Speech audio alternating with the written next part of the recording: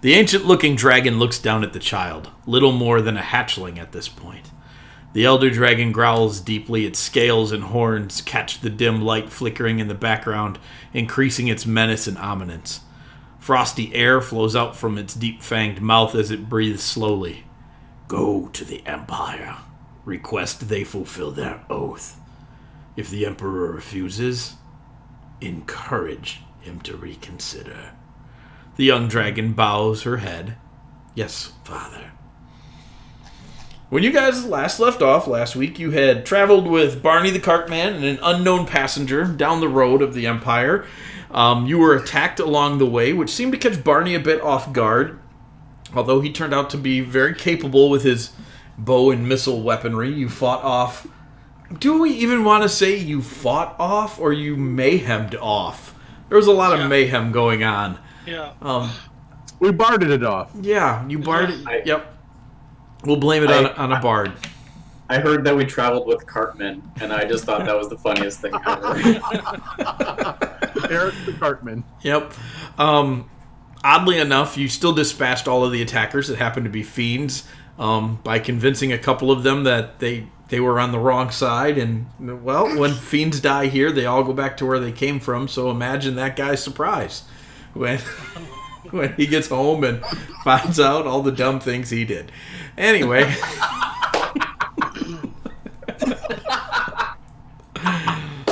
I picture like immense torture for the next 100,000 years for that. Yeah, guy. I hadn't thought about that. That makes me happy. That's so great. So then you brushed further down the road, bringing a couple of companions that you picked up along the way, the cart driver and Ziz the Tri-Creen. You got into the edge of town, and Barney parks his cart. Or is it Bernard? It's Bernard. No. You said Barney. Well, it's Bernard. I mean, maybe his name is Bernard, but you told... He goes by Barney, yeah. It might be Barndor. No, it's not Barney. Barndor. Doorknob! Doorknob. Bears.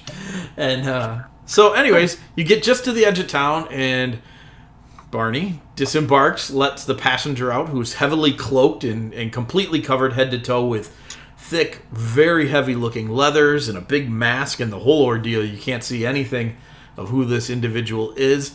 Takes you into a nearby building, opens up a secret door, takes you into a very well-kept room, closes the door and says that for now, you should be safe in here. And he says, and he talked to the individual, who says, my lady, he addressed her, and she took off most of her outer clothing, revealing her to be a very regal and royal-looking silver dragonborn lady. And that's where we stopped. I filled in a few other details on Discord. Basically, the concept was that the carriage is supposed to be bait. The attack was not expected to come on the trip there, and that the trip there was more of a matter to test your capabilities as a group than it was anything else. Those are things that Barney would have relayed to you. So he's kind of out of sorts at the moment as to what happened yesterday and then the rush to get to the city, and informs you that you're going to need to come up with a plan to get across the city. The city? Well, he hadn't been expected to be attacked, and so he has dismissed the carriage as bait to go further into the city, a plan that wasn't supposed to happen until he was further in, but due to the nature of what was already going on and the reports from the other caravan on the road, he decided to ditch the carriage early. And so now the group of you has to find a way across town. So I linked a map on the Discord to the city. I did not put that in Fantasy Grounds yet. Let me grab it off of Discord and do that real quick. You guys got any questions about that? And then we'll do our mini missions if you have any questions about the stuff that I filled in during the week.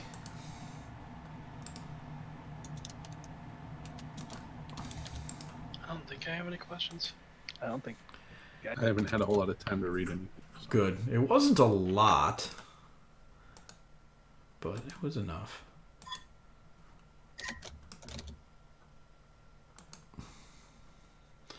All right, so let's talk mini missions then. What do you guys want to do first? Do you want to do the stuff going on in your hold? Do you want to do your guild missions? Do you want to do the cave mission? What do you want to do?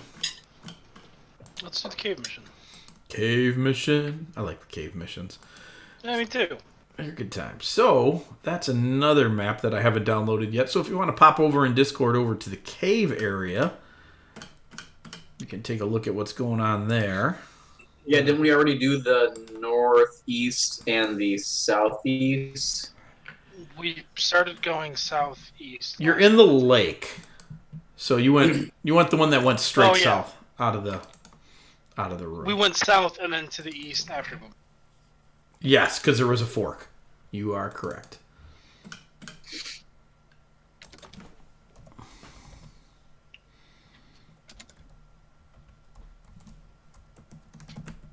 So there are multiple exits out of that room. Let's take the middle. Take the middle. I need to look at something here real quick so I can tell you what's the next thing. Dennis! Go Dennis. Actually, I think I do have this map in Fantasy Grounds. I was really hoping you were going to say, actually, there is a Dennis. Yeah, I do. You can actually go Dennis. The cave below Granite Back. No, shoot. That's the actual cave map.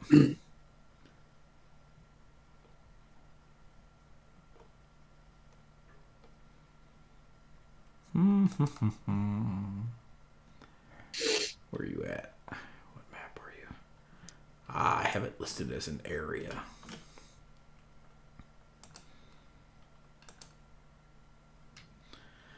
So we went to the lake.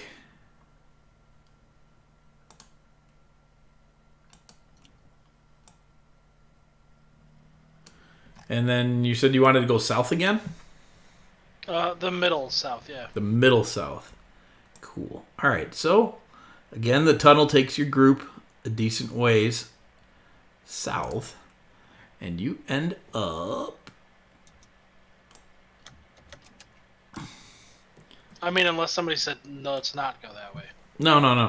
The air starts to... The slope here descends pretty rapidly, but at a safe enough pace to where it's not dangerous or anything. You're not climbing. Your team's not climbing down, but it is definitely descending. You are going deeper.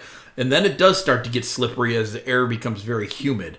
At first, there's a lot of fungus and moss and things of that nature, but then it gets so humid that even that stuff starts to disappear somewhat, and it trades places for slime of various kinds. Nothing dangerous, but this passageway opens up into a huge cavern that has a lot of cracks in the floor, and the water flowing out of the lake here is just draining into these cracks, creating an enormous amount of steam that comes up out of them all across this cavern, giving it a very misted feel. Because of the moisture, there are numerous huge cavern geological formations, massive stalactites and stalagmites that tons and tons of columns because they connect in a lot of places. This is a very interesting cavern because of the cracks in the floor, the steam coming up, and all the geological formations. There are multiple hiding places that something in this cavern could be lurking. So the first thing I want your cavern team to do is make a perception check. Yeah. Ooh, hey, that is a good way to start this out. What they begin to determine, and let's say that Sellet and the other drow, whose name we will never remember properly, they notice some habitats that normal surface dwellers, even undersurface dwellers like you, wouldn't pick up on, of certain spiders that they behave a little bit more like scorpions, but they're definitely spiders. They hide in places like this, and he points them out to your group and says that at this point in time they should just get ready for a combat because these things are not going to let them out of here without attempting to take them. And so your group prepares. Somebody can roll the combat roll at advantage thanks to the triumphant success. Boom, baby. That's a 10. That's a 10. You have a decent combat group. It's still a success. Not a partial or full, but it is a success. You managed to fight them off. There are far more of them than they thought you guys thought were there, even with that great check. They just kept coming, and so the fight takes a long time. These creatures they seem to be partially made of stone. They're definitely soft on the inside, but where a normal insectoid would have a chitinous skin, these guys definitely have a mineral skin that is built up on them instead. They have a stinger on their last part of their thorax, their butt thorax. Very much like Shelob did in the Lord of the Rings movie. Not normal for spiders to have a stinger there, which is why Sellet said they sometimes behave more like scorpions than not. But you do dispatch them. And so now let's search the room. Secret tunnel. I'll do it. Oh no. Oh no. So this room is really hard to search. It's with all of the steam and the slipperiness and the multiple vents, it's a very difficult place to not only traverse but to just deal with as a whole. And you unfortunately don't find much down in this place at all. However, there are a few other interesting animals that have never been found before in the undercaves that the archaeologists find caught up in the spiders. And these guys don't use webbing much. They crystallize things to cave formations instead of webbing them. So they'll drag back a kill and then they'll spray it down with a crystalline thing, which preserves the creatures quite well. And they find some really strange worm-like critters here that must live somewhere in the area. And so when you fight them, the archaeologists will be able to give you advantage on that fight. But you don't turn up any treasure. And then let's see if you turn up any other neat things. Last roll. Is there anything neat in this place? There is unfortunately not much else here. You do find, and it's old, and it's not in good condition.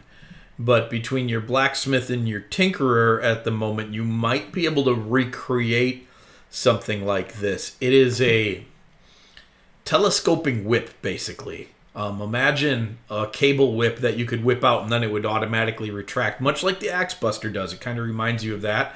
But on the end of it, it has oppositely spinning gears with large hooks on one part of them, which they would snap together kind of like a claw at one end.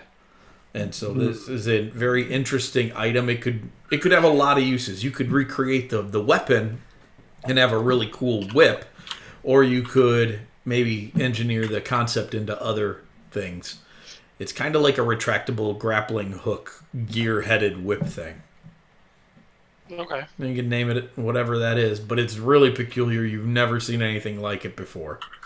And at first you just thought it was a couple of gears and maybe a handle for something, and then you started monkeying with it, and you're like, oh wait, this is so much more. But wait, there's more. Oh wait. Oh, wait, there's more. It's kind of like the claw. That's not too far off. But not really. It's like discs with grabbers at the end of it. So, and you think when it gets snapped out, it starts the heads spinning really rapidly, so they kind of act like saw blades when they go to hit something. Yeah. All right, so back up. You have sent out invitations for your dinner at the Hold, and Galrin has declined. Okay. How did he decline? Was there like no response? Was it like the messenger was not allowed in? He was sent on his way. Galrin is not entertaining visitors at this time. Nor will he be entertained. Well, To war! I'm pretty sure it's Kren culture that if you deny a party, that's... You're just a horrible person. That's a declaration of war. It might be. It is like we're now allowed to rampage over him. Can you imagine, like, he comes back and we're like, well, now we gotta kill him. didn't want to, but like that's what the law says. I guess I will. I guess we gotta kill him now. I am a lawful character. He won't even come to lunch. I mean, I guess we just gotta off him. Yeah. Yeah. What are you gonna do? I mean, I guess there's nothing you can do. What other options do you have? None really.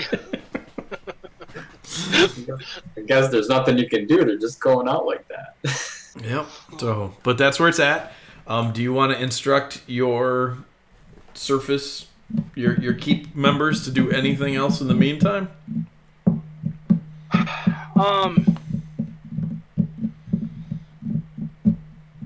Well, I think this is a good time for me to mention that I am in fact a spy. That's good to know. As my background. So I might be able to actually get us some information about this guy and what he's doing through espionage rather than parlay. Yeah. Well, you are in a city too, so it would be easy for you to bump into any of your criminal contacts, so to speak. Yeah, I'll ask the guys if that's what they want to do, if they want to use some other means of gathering information on this fella. If maybe we can find something that would get us some leverage. We should get some information of some kind. Yeah, I think we should still continue with the banquet. Yeah. Still have that. Well, you can't cancel a party on everybody else because that's an act of war. Then they'll kill us. I would like to enact the I know a guy. Yep. All right. That is definitely part of your background. You definitely know a guy, so you will start to put feelers out there on the I know a guy.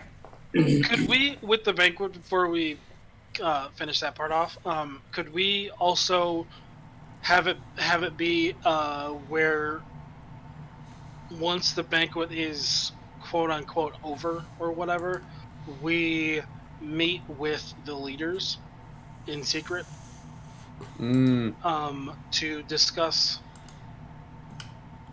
what to do about this? Like what the other locals want to... Sure.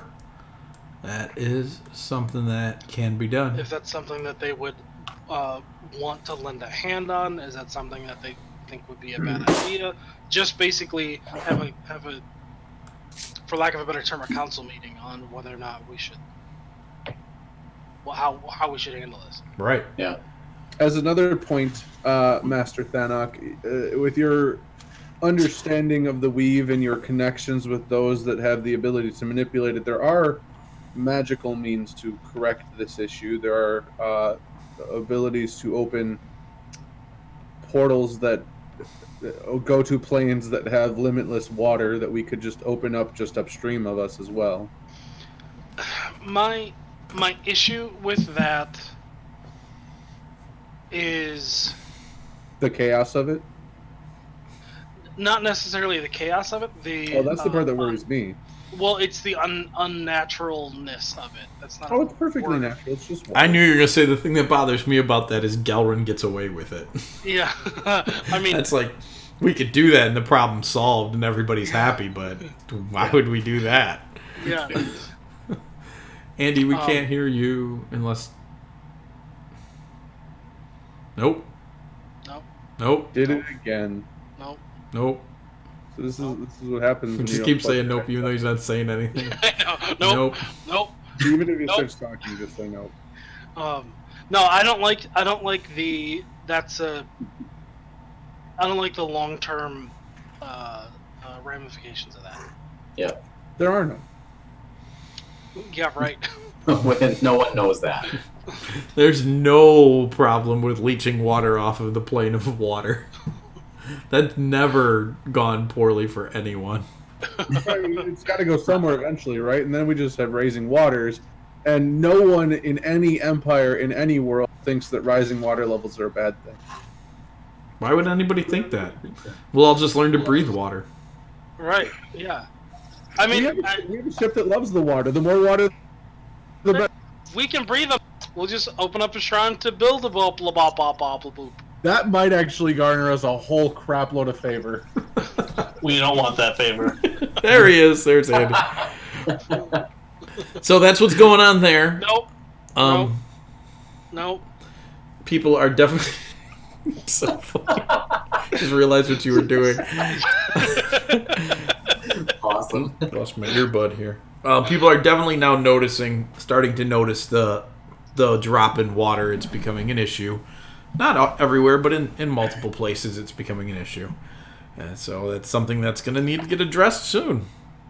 So let's talk about guild stuff that's going on. The games, the pirates, or the imps? Which one you guys want to handle first? Pirates. The games. Oh, all right. Okay, games. Games it is. So, there's a wide variety of things to compete in.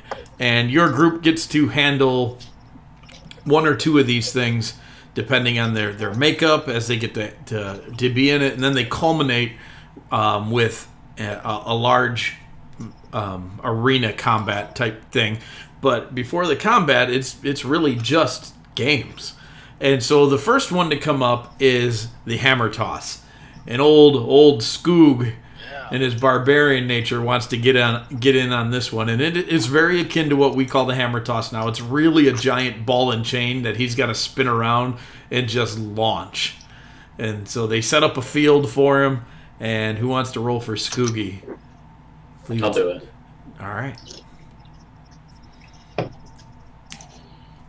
Pretty good. He's got a bonus to his strength as a barbarian. So he gets up there, he starts spinning around, he goes into like barbarian style rage, and off it goes, flying. It just cruises, and he's watching it, and he thinks he's doing the best, and then it kind of just takes a nosedive at the end, like these things tend to do. It's run out of kinetic energy, and he comes in third place. So Ooh. it's respectable. It's respectable. Not But for a Was he granite. raging? Not very grand back. Yes, for sure. yes, he was raging, but again, you We don't. should have had advantage. No, you see, that's it. That's what I was posting about in chat. It's like these are not full-on character games. He's just making a roll, getting a bonus, and calling it a day. Ooh. Yeah, you boo. So the obstacle course is up next, and that's Racky's jib. He's all in on that. He's gonna get really wasted and do a bunch of flips. So, as a drunk monk, he's gonna go to it. So everybody's watching him get pounded all morning long before the competition of the obstacle course, and everybody but your group is like, "What are you doing?" And who wants to make a roll for him? You're up, Mav. I suppose. Boom, baby. Oh, see, that's really good. That's gonna be definitely a success. So he just goes running for it, and he starts to trip a few times as he's running, and everybody's laughing because they think it's this moron super wasted. And then he just flips over a bar and lands on this barrel and kicks off this barrel and does a side cartwheel up onto this spinning thing that takes him around twice. Then he leaps off of that for this hanging rope, and he goes flying through the air on this rope, does a couple of spins off of that onto the far end of a teeter-totter, launches this thing up into the air, and then runs forward, jumps onto it, and then jumps up and grabs a flag at the finish line, and everybody goes wild, and then he throws up. And everybody just cheers all the more. But unfortunately, he ends up taking second place to a tabaxi. He's not happy about that. A stupid tabaxi. Well, Yeah, I bet he wasn't wasted either. no, not even close. But most people are screaming, "Give him the gold! Give him the gold!" Yeah, they are. So they were just like are amazed at what's going on. So up next Is this like the tennis match with Serena Williams and the other chick who beat her, and the girl who won was crying because she was sad she won? Yeah, kinda. It was a thing. So we got an endurance race coming up for Hazani. She figured she's probably going to be best at this out of the group. She can call on a little bit of her divine strength to bolster herself as she's running. So who wants to make an endurance check for Hazani? Oh, come on now. That's Oh, it didn't count. Come on. Yeah! So much better. So much It better. was totally a 19 when he rolled it the first time, too. Mm-hmm. I have been told if it doesn't count, it doesn't count. All right.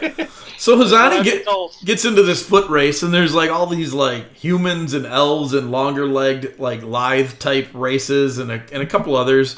that are there. But good thing dwarves are natural sprinters, huh? Yep, right? Wasted on cross country. And so she's kind of stretching it out, and everybody's laughing at her, and they're calling her Stumpy and things like that. And she just tears off, and nobody really knew Hizani was this fast. We don't know if Hizani knew she was this fast. So she just... It's the adversity. Like, it's because of the adversity. Yeah. So she's just feeding off it, and she goes to get tired a few times. And the use of spells isn't outlawed. There are other racers here that are casting things like Lesser Restoration to boost their endurance. But for whatever reason, this stumpy little dwarf woman just tears down the track, and she's going to bring home a first place medal. Hey, good job. Good job. And so the last one is a challenge of marksmanship. It's a crossbow event that Oren talks his way into letting him use the Axe Buster. Yes! Yeah. He plays the I'm a disabled old man card. Surely this device that I already use that shoots things will qualify. So he basically shows him how it works. And there's a panel of 9 judges, and he gets 5 thumbs ups and 4 downs. So it was really a close vote, but he manages to get through. And so everybody's like, what's this guy doing? And he's out there, and he replaces the axe head with a big bolt that he has. So he puts little arm things on it, so it looks a little bit more like a crossbow. He's not trying to like show everybody up, but he's gonna show everybody up. That's his intention. Unfortunately, it doesn't go really well for Oren. There's just too much power behind the Axe Buster. He shoots the bolt straight through the target, and it caves it in and smashes it. And he's just kind of standing there. Oops. So they get him a new one, and he dials it back a bunch of degrees so it doesn't shoot so hard, but it still just tears right through it anyways, and the chain's just ripping through stuff. And he just is like, oh, I'm done.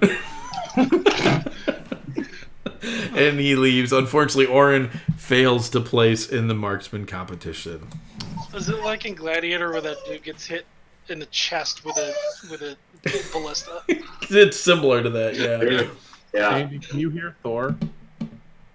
Okay. The dog? Because we The one can. that's whining. Yeah. I know. That's because my microphone's not working right, so I switched to the other one. And this one picks up Thor.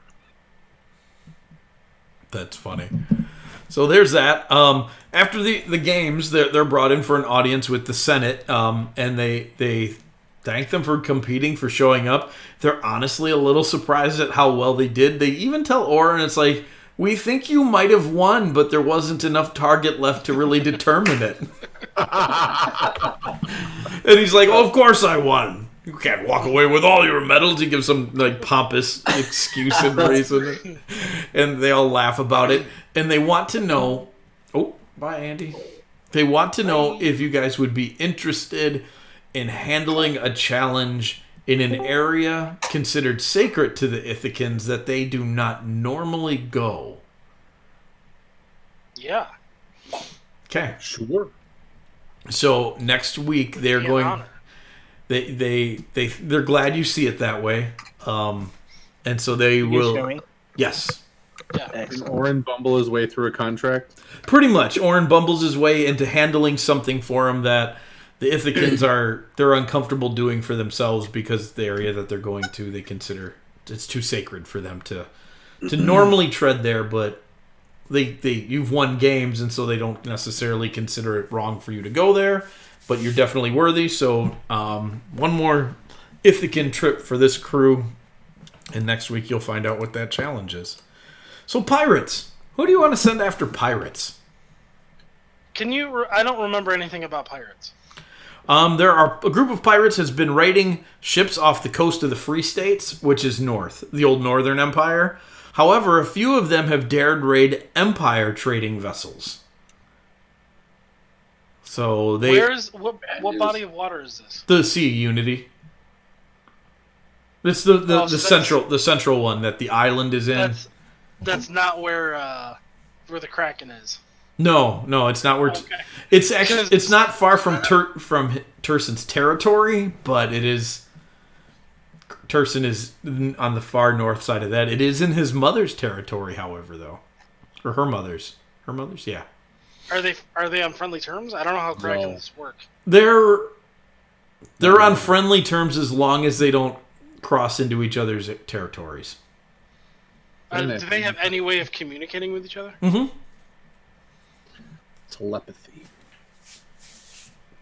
I mean, I wonder if Halcyon could.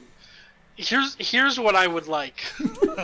I would like a giant kraken to come out and smash them. If that doesn't work, I would like Fosrogul to pretend to be a kraken. Yep. And just hang out underwater, and just tentacles come up and just pull it down. Yep. Okay. Where are these pirates? Which map is this? If you look at the map of Krenshad, the continent, it's the Sea of Unity. It's the big ocean, or the big sea right in the middle of the continent. Separates the north. Yeah. The panic. Yep. Okay. No. That's the lake. Not there. No. Oh. Hold on. Do. I have the northern Kren map. No, Or the you southern. want this one.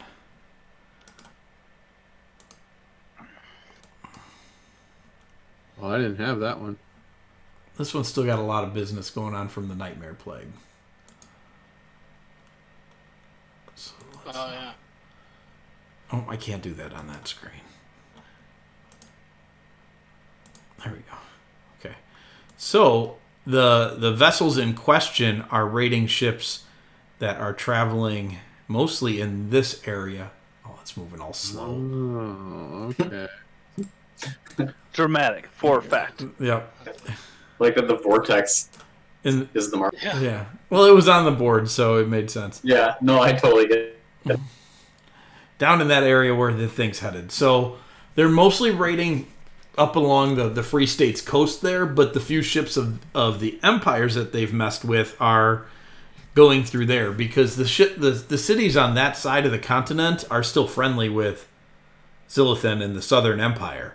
They're not part of the Empire anymore, but they're on friendly terms with them. So there's still trade going on with those cities, and the pirates have started to hit them over there. So I definitely think we should send help. Yeah. Yeah. Sailor. I think we should send a bunch of help, not just a little bit of help. Oh yeah, definitely. Oh, you mean like more than? Like a party? portion of the army, maybe. You could send your soldiers. You do have soldiers. And just about everybody in the area knows that something's going on with the squid ship. It's talked about. There's believers. Like we think the Granite Box came back with a ship, a squid ship. I don't want like him to be visible. I want him to be underwater. That's not going to matter anymore. There's No, a squid ship. He's just saying when when you attack the pirates. Gotcha. Yeah. Yeah.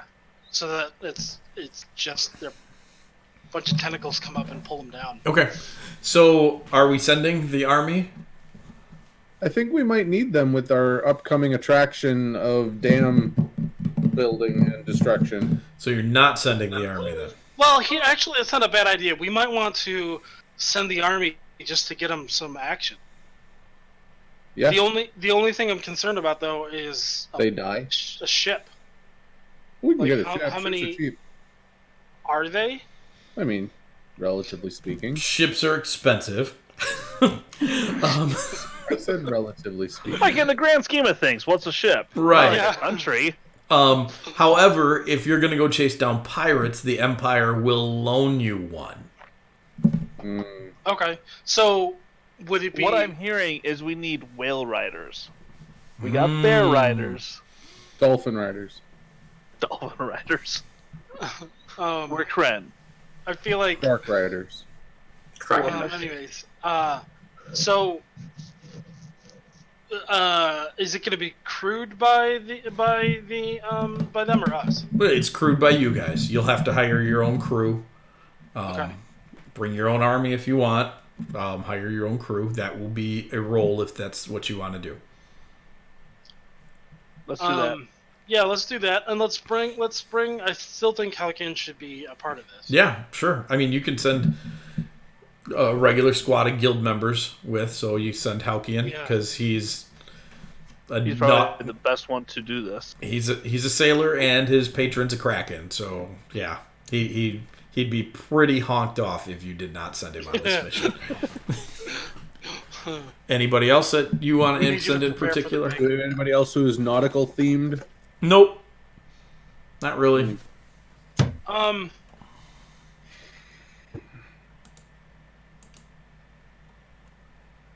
the lizard. She can swim. Where is the lizard right now? Sky? Sky. She's down below, isn't she? She's in the cave with the... Sky and Matthias and The big drow tasty. are downstairs. I don't know who else we have. You have a lot of people. Did you say Grummy was? Grummy is good for action this week. In commission. Oh yeah, listen to her. She's beast mode. Well, I'm just thinking it might be something where she'd be more. She wouldn't say this, but more comfortable where, like, it's not just her; it's a group of soldiers. It's right. Yeah. Strength and numbers type of thing. Yeah. All right. Just So ease her back into it. Halkian, Grummy, 2 more. You got Aarakocra, you got a Kenku, you got... Let's send those two. That's Actually, yeah.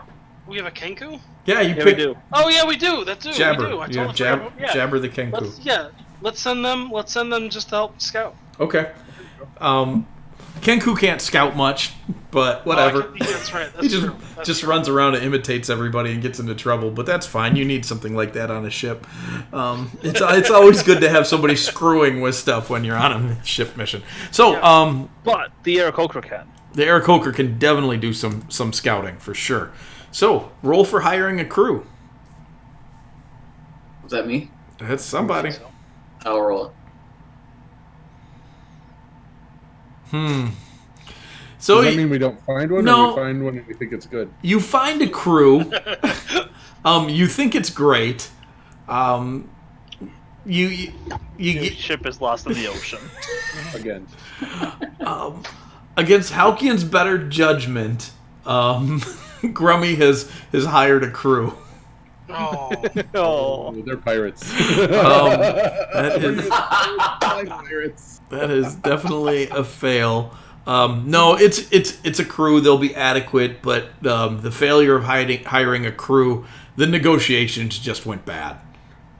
These pirates are notoriously more dangerous than expected, and not that Kren are backing away from trouble, but ships are expensive. So there's a lot of negotiation that happens, and it doesn't go well for you guys. It will eat into your overall reward. So you set out to sea, and you brought an Aarakocra along with you to help you scout. At first, everybody, these are some fairly traditional Kren type sailors, because sailors are crusty to begin with.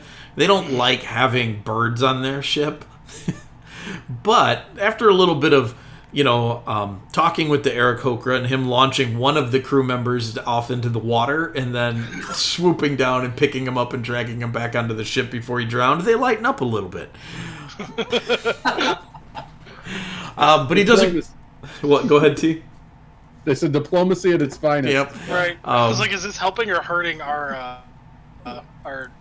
Never mind. Yeah. Definitely helping. But you guys spot the pirates before they spot you because you have the Aarakocra on board, so you get a great bonus to this roll. So as you spot the pirates and you begin to bear down on them, you're now chasing the pirates. Make a roll. Andy, you're up. I'm up. Well, that's Yeah, good. baby. Hey, nice. That's good. That is a success. So you gain on the pirates almost immediately, and they don't see you coming. They're currently at anchor on one of the small islands. They're trying to pull up anchor and to catch wind in enough speed and time, but they don't get there. They just can't do it. So you bring your ship right up alongside of them. Your crew goes to work. Your soldiers prepare for combat, and you can have advantage on this roll because you succeeded so well on the last one. Pirate ship battle. Me. Yep. Do it. 2 2s. You go. Oh, jeez. Hey. A good thing for advantage. So the battle goes solidly in your favor. Very few wounded on your side. No losses on your side. Heavy losses on the pirate side. A couple of them try to jump ship and swim for shore, and this very large, strange tentacled creature eats most of them, leaving just a few behind. Yes. Perfect. Yep, the telltale of how the Kren Empire chased them down with a beast of the ocean. So that there was a tentacle that wrapped around it and then let it go. It hurt in its mind for a brief moment. Next time, little morsel. Yep. So as you're Don't rooting, mess with the grandbacks. as you're rooting through the pirate ship, you find a number of recoverable goods for the Empire. You also find a very stereotypical treasure map. Grummy would like to hunt it down. I would like Rummy to hunt it down. All right, somebody make a roll. You think that's what they were doing here, anchored at this island, was actually following this map. Oh, all right. That brings it back to me, huh? Yep. Yeah. Oh, that's real bad. That's real bad. All right, T. So they find an abandoned temple shrine. It's a snake shrine on this island here. It has a cave that opens up in the serpent's mouth, and they go in. And I need you to make a second D20 roll. I'm doing this one with flair. Well, we will carry the game on tomorrow as the dice continues to spin. Hey! Oh, no, because it landed was an on 18, 18. but it shows a 5. Come I was gonna say, on! mine's still spinning. So On my screen, it showed a 4. So I saw 18 also. What the crap? a 5 is better than a 4. That's really funny. So that is a partial failure. mine's still spinning. I feel like we've had that happen a lot with this spin trick. Yeah, I know. Yeah, I think it confuses it. So, let's see. Let me make a roll to see who takes the trap right in the face. Ooh, Oh, ooh, it's Grummy. Oh, it is Grummy. Oh, come on. I I rolled was over. gonna say Jabber, but No, Jabber's got he turns his head around and in his best sailor voice says, "All clear, Captain." And Grummy's like, "Oh, good." And then she walks forward, and this big falling log trap just smokes her right in the face and breaks her jaw. guys, I think he's gonna quit. Grummy is out of commission next week. Oh, Oh, That shouldn't be man. funny, but it's so funny. Your team does, however, recover some treasure. So the scores overall came in better than well, no, they're kind of rough. There's a failure, 2 successes, So it's more rough than not. a small amount of treasure, mostly in a trail of coins, and there's a note left behind in the box from Karak the Goblin, or Kalrak. What was that goblin's name? It's not Karak. Karak is the crab god. I don't know. Whatever the goblin was that stole the treasure out from under the old dudes and, Oh, that jerk! and escaped Yeah. when they got in a fight with Bog. him. Yeah. He beat you to it and just left a scattering of coins. And so you guys can gather up a small pittance of 50 gold. Yikes. But we know who we need to send after the treasure now. So Yeah. The old Not guy. Rummy. the old men and Grummy. And Grummy. Busted jaw Grummy. So, that brings us lastly to the imp invasion then. So, heading back north to your old guild area into Illinois and Cadmus's team. Cadmus has been getting reports of imps appearing all over town and causing all kinds of mayhem and trouble. A lot of people are talking about contracts that they thought they were getting into that turned out to be not what they expected, and double crosses and all sorts of things running askew. So Cadmus needs to seek out the full source of this problem. I'm gonna roll real quick, because I gotta go AFK for a second. Okay, that's a good roll. So all right. So Cadmus has no problem identifying the source of the problem. The problem with the problem is that there's multiple sources of the problem. There are 5 or 6 open summoning circles around town right now that an imp or 2 are coming through a day. So he has to set out and attempt to stop these rituals and close these portals. Oh my god.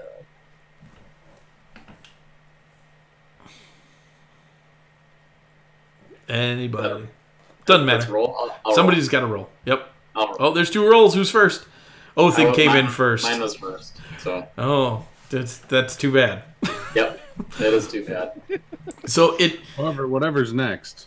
it takes him a long time to get these closed. He identifies them, but getting them closed is another matter. Now, this is a heavily religious team, so that actually does become only a partial failure, not a full-on failure. So that's good, but it doesn't help you in the long run, because as he's closing the final portal, a much larger fiend comes out of it.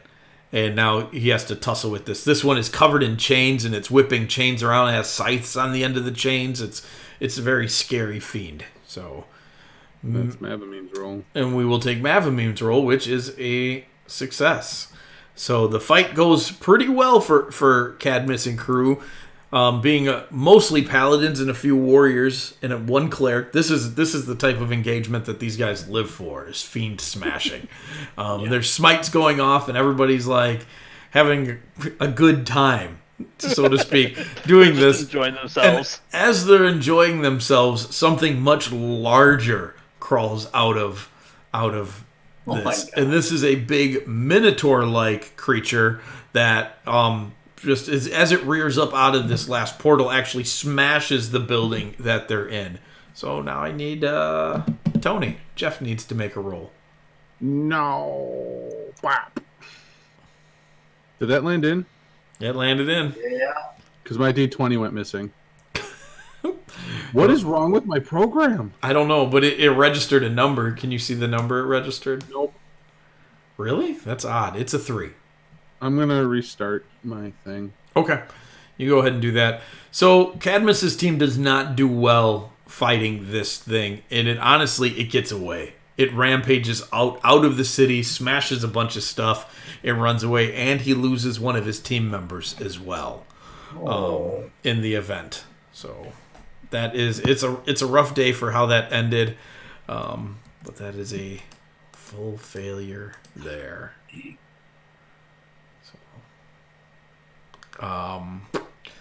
But good news is the town seems to have quieted down. So they accomplished the task. A lot of collateral damage in that. Reward will end up being small, only 150 gold pieces for the reward. So you got 50 in the treasure map and 150 at the demon invasion. And Cadmus is dead. Cadmus is not dead. Cadmus is dead. One of his team members is dead, Not though. dead. Oh no. Yeah, that didn't end well. Andy, can you reset your camera for me real quick? You're a big pile of pixels. Thank you, my friend. Perfect. So, that's your week in adventures. Slimy steam cave, giant demons smashing their way through Illinois, treasure maps gone awry, and some sinking ships, and pretty solid Olympic Games. Back to where you guys are at. You guys are in the town of Minos. The current Kren capital. Let me pop this map open. And I will share it with you guys momentarily.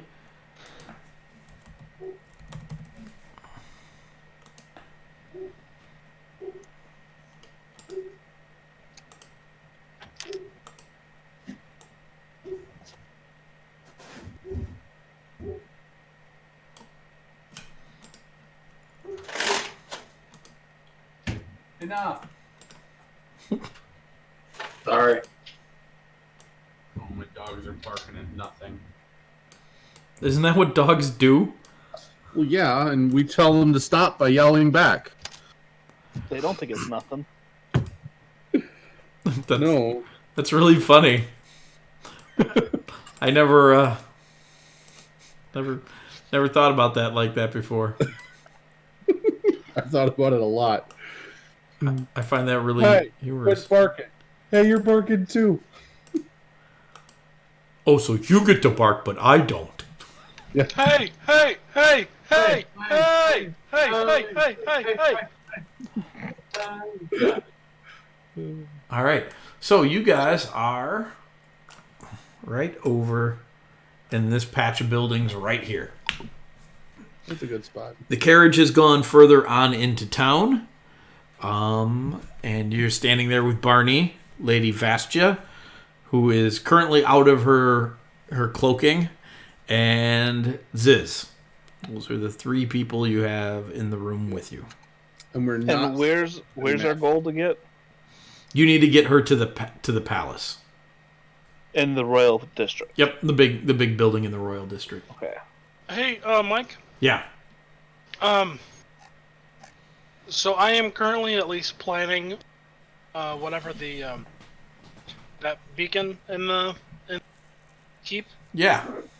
and I have sent some people over to Argynvost to kind of look at that.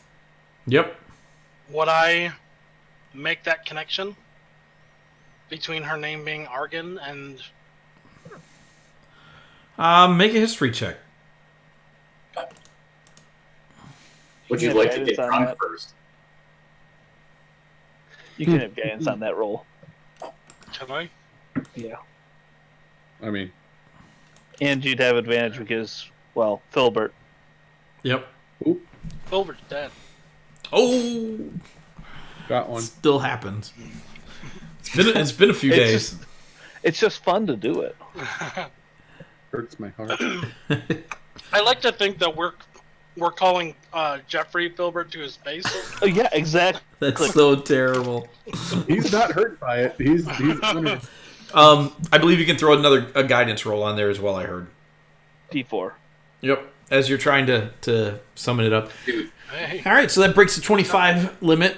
You know that in the stories of how New Barovia came to be, because it's kind of been the talk of the land in the last couple of years, because all of a sudden this country showed up in the middle of nowhere between two states that were often at tension and war, and the arrival of this place seemed to bring a modicum of peace to them, maybe even friendship. That there is a legend has it, and rumor among the soldiers has it, that there is a silver dragon named Argynvost that resides in that territory as well, and often masquerades as a human knight named Jerome. So the name and the bearing of this dragonborn are... That's definitely enough to make you pop your eyebrow. Jerome and Keith. That's our dragons' names. Sorry. So I don't know if you want to do anything with that, but... I think what you mean is Jerry and Keith. Oh yeah, how'd you guys name him Jerry?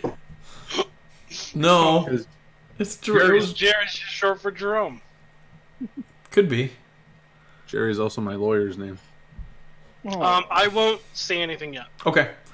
I will mention it to the group, to us, Mm-hmm. kind of like in private, like. Well, you don't have to. We have Rary's telepathic bond. You can just think. Oh, that's right. So yeah, I would no because I don't no because what's his name is linked up to us. Who is? Barney. Barney. He wouldn't let me on his card. I didn't link him. I'm pretty sure you linked him. Yeah, we talked about that I last was- week. I was gonna say I was pretty sure I specifically said I didn't link him because he kicked me off his cart, but Well, it got used last week in combat with him. Yeah. gotcha. So I'm going to assume that we did. Yeah. So I don't want him to be a part of that conversation. Okay. Okay. So I would say it. Can I say something without thinking it? Huh. You were married, right? I mean,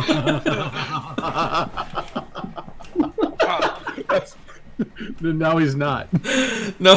so yes, I can. Yeah, we are all very skilled in saying things before we think them out loud. No, I would say that telepathic bond is one of those things where it takes a minimal amount of concentration. It has to be a directed thought.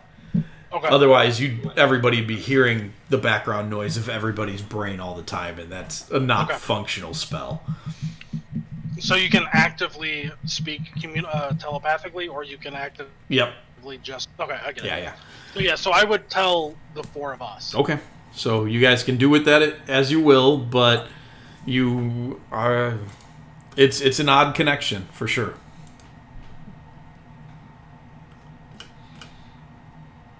So Barney comes over to you guys. He's like, I hate to break up the conversation, but I have a few ideas, but I want to hear you guys out first. And you said no magic. We should Who use said no magic?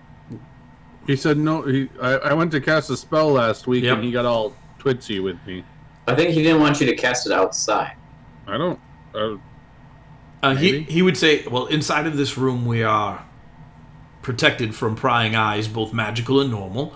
However, I don't want to push that. We should only use magic when we need to. If we need to. And I don't know if magic's going to help us develop a plan. Tell me what you're thinking. And I can teleport us to a sigil if we know where one is. And I have one for the palace, don't I?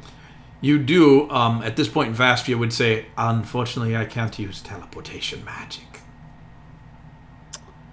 Well, that sucks. It is problematic with my state of being.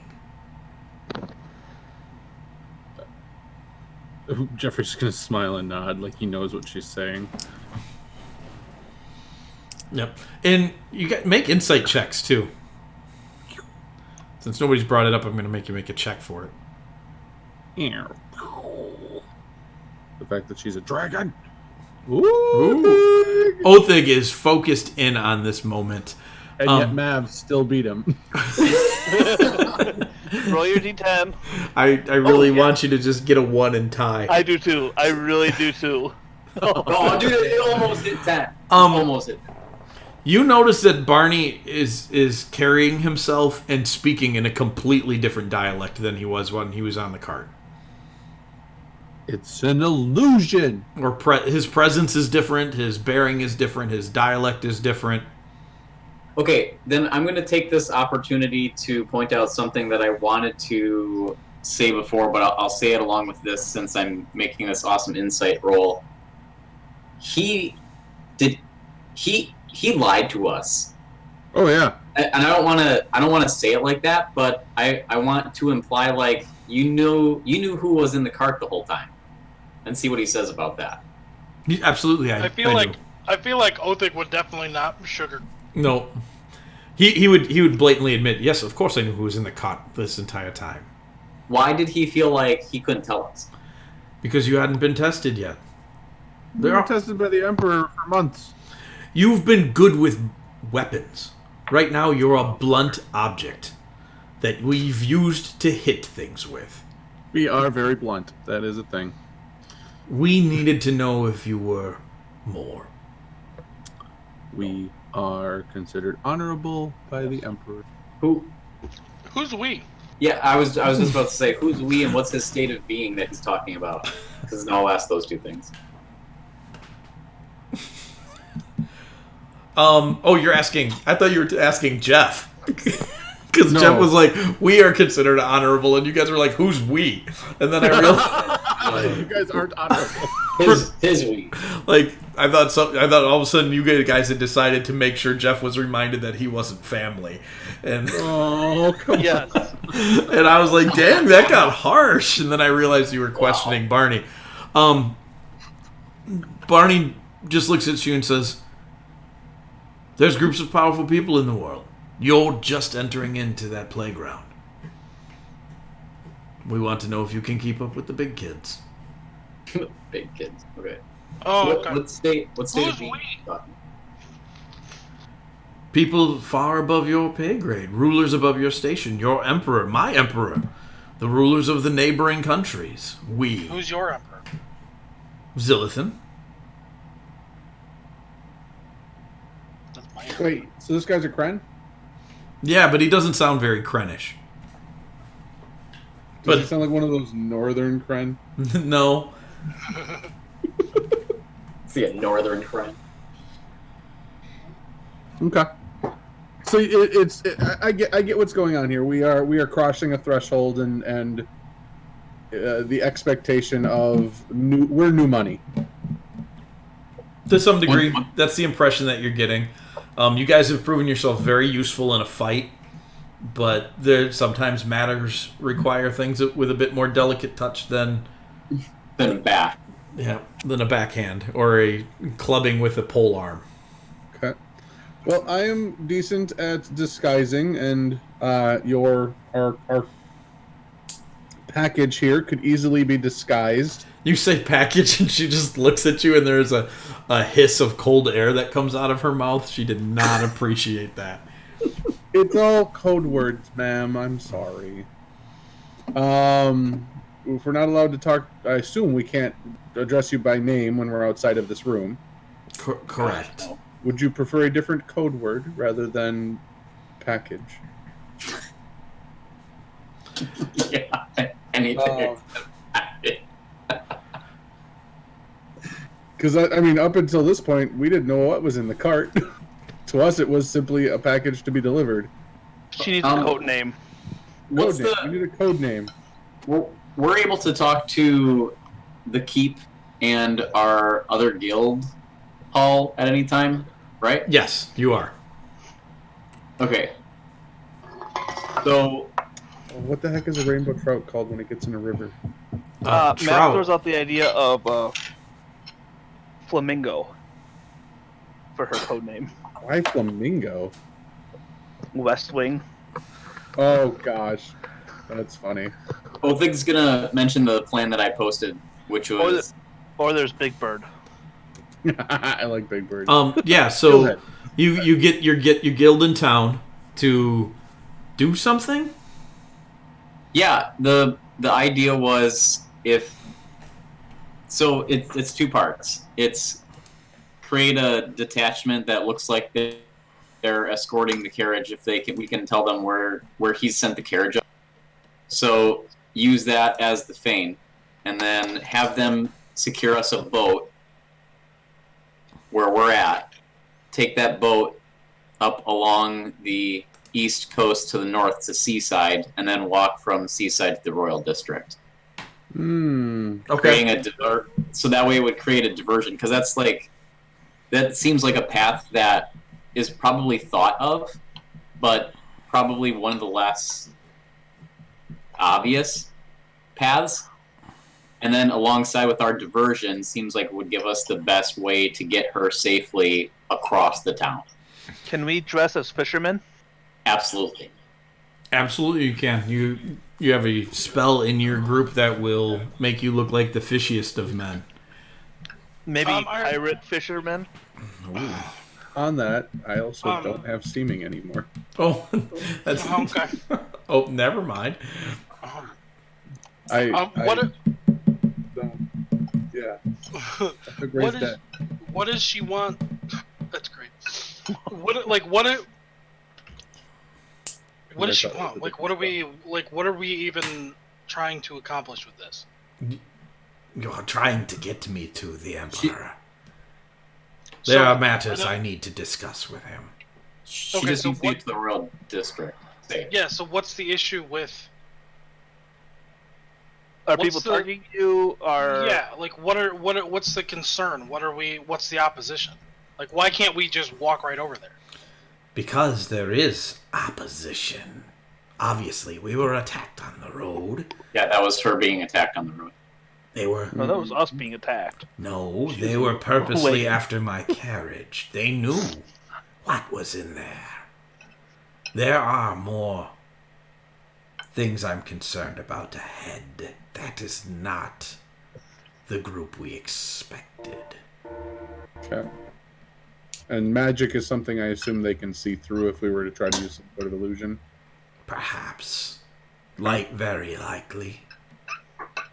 Our coverings should be physical. So we could also probably get that from the guild as well, too, if we're going to get a boat.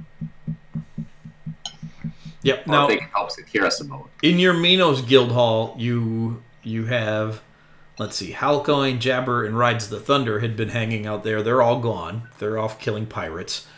So you have Dalazine, Daphne, Gavril, and Carrig, the Goliath. The midget Goliath. Who out of those most mimics her physique? Oh, none of them. Okay. The closest would probably be Gavril the human. But she's big. He's the She's same almost height. 8 feet tall. the height of 2 dwarves. Yep. So you have Two you dwarves have in a a trench coat. he's a midget Goliath, but he's still like 5'10". He's probably your closest bet.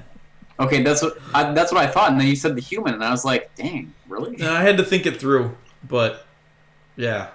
So maybe Okay. if you put Daphne on his shoulders and put a big trench coat over him. This is very good. A I good mean, idea.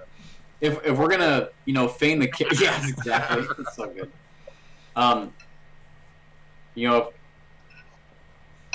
we're gonna try to conceal our route by having a detachment cover the carriage on another route, it might not be a bad idea to try to mimic her appearance as someone in that carriage as much as possible.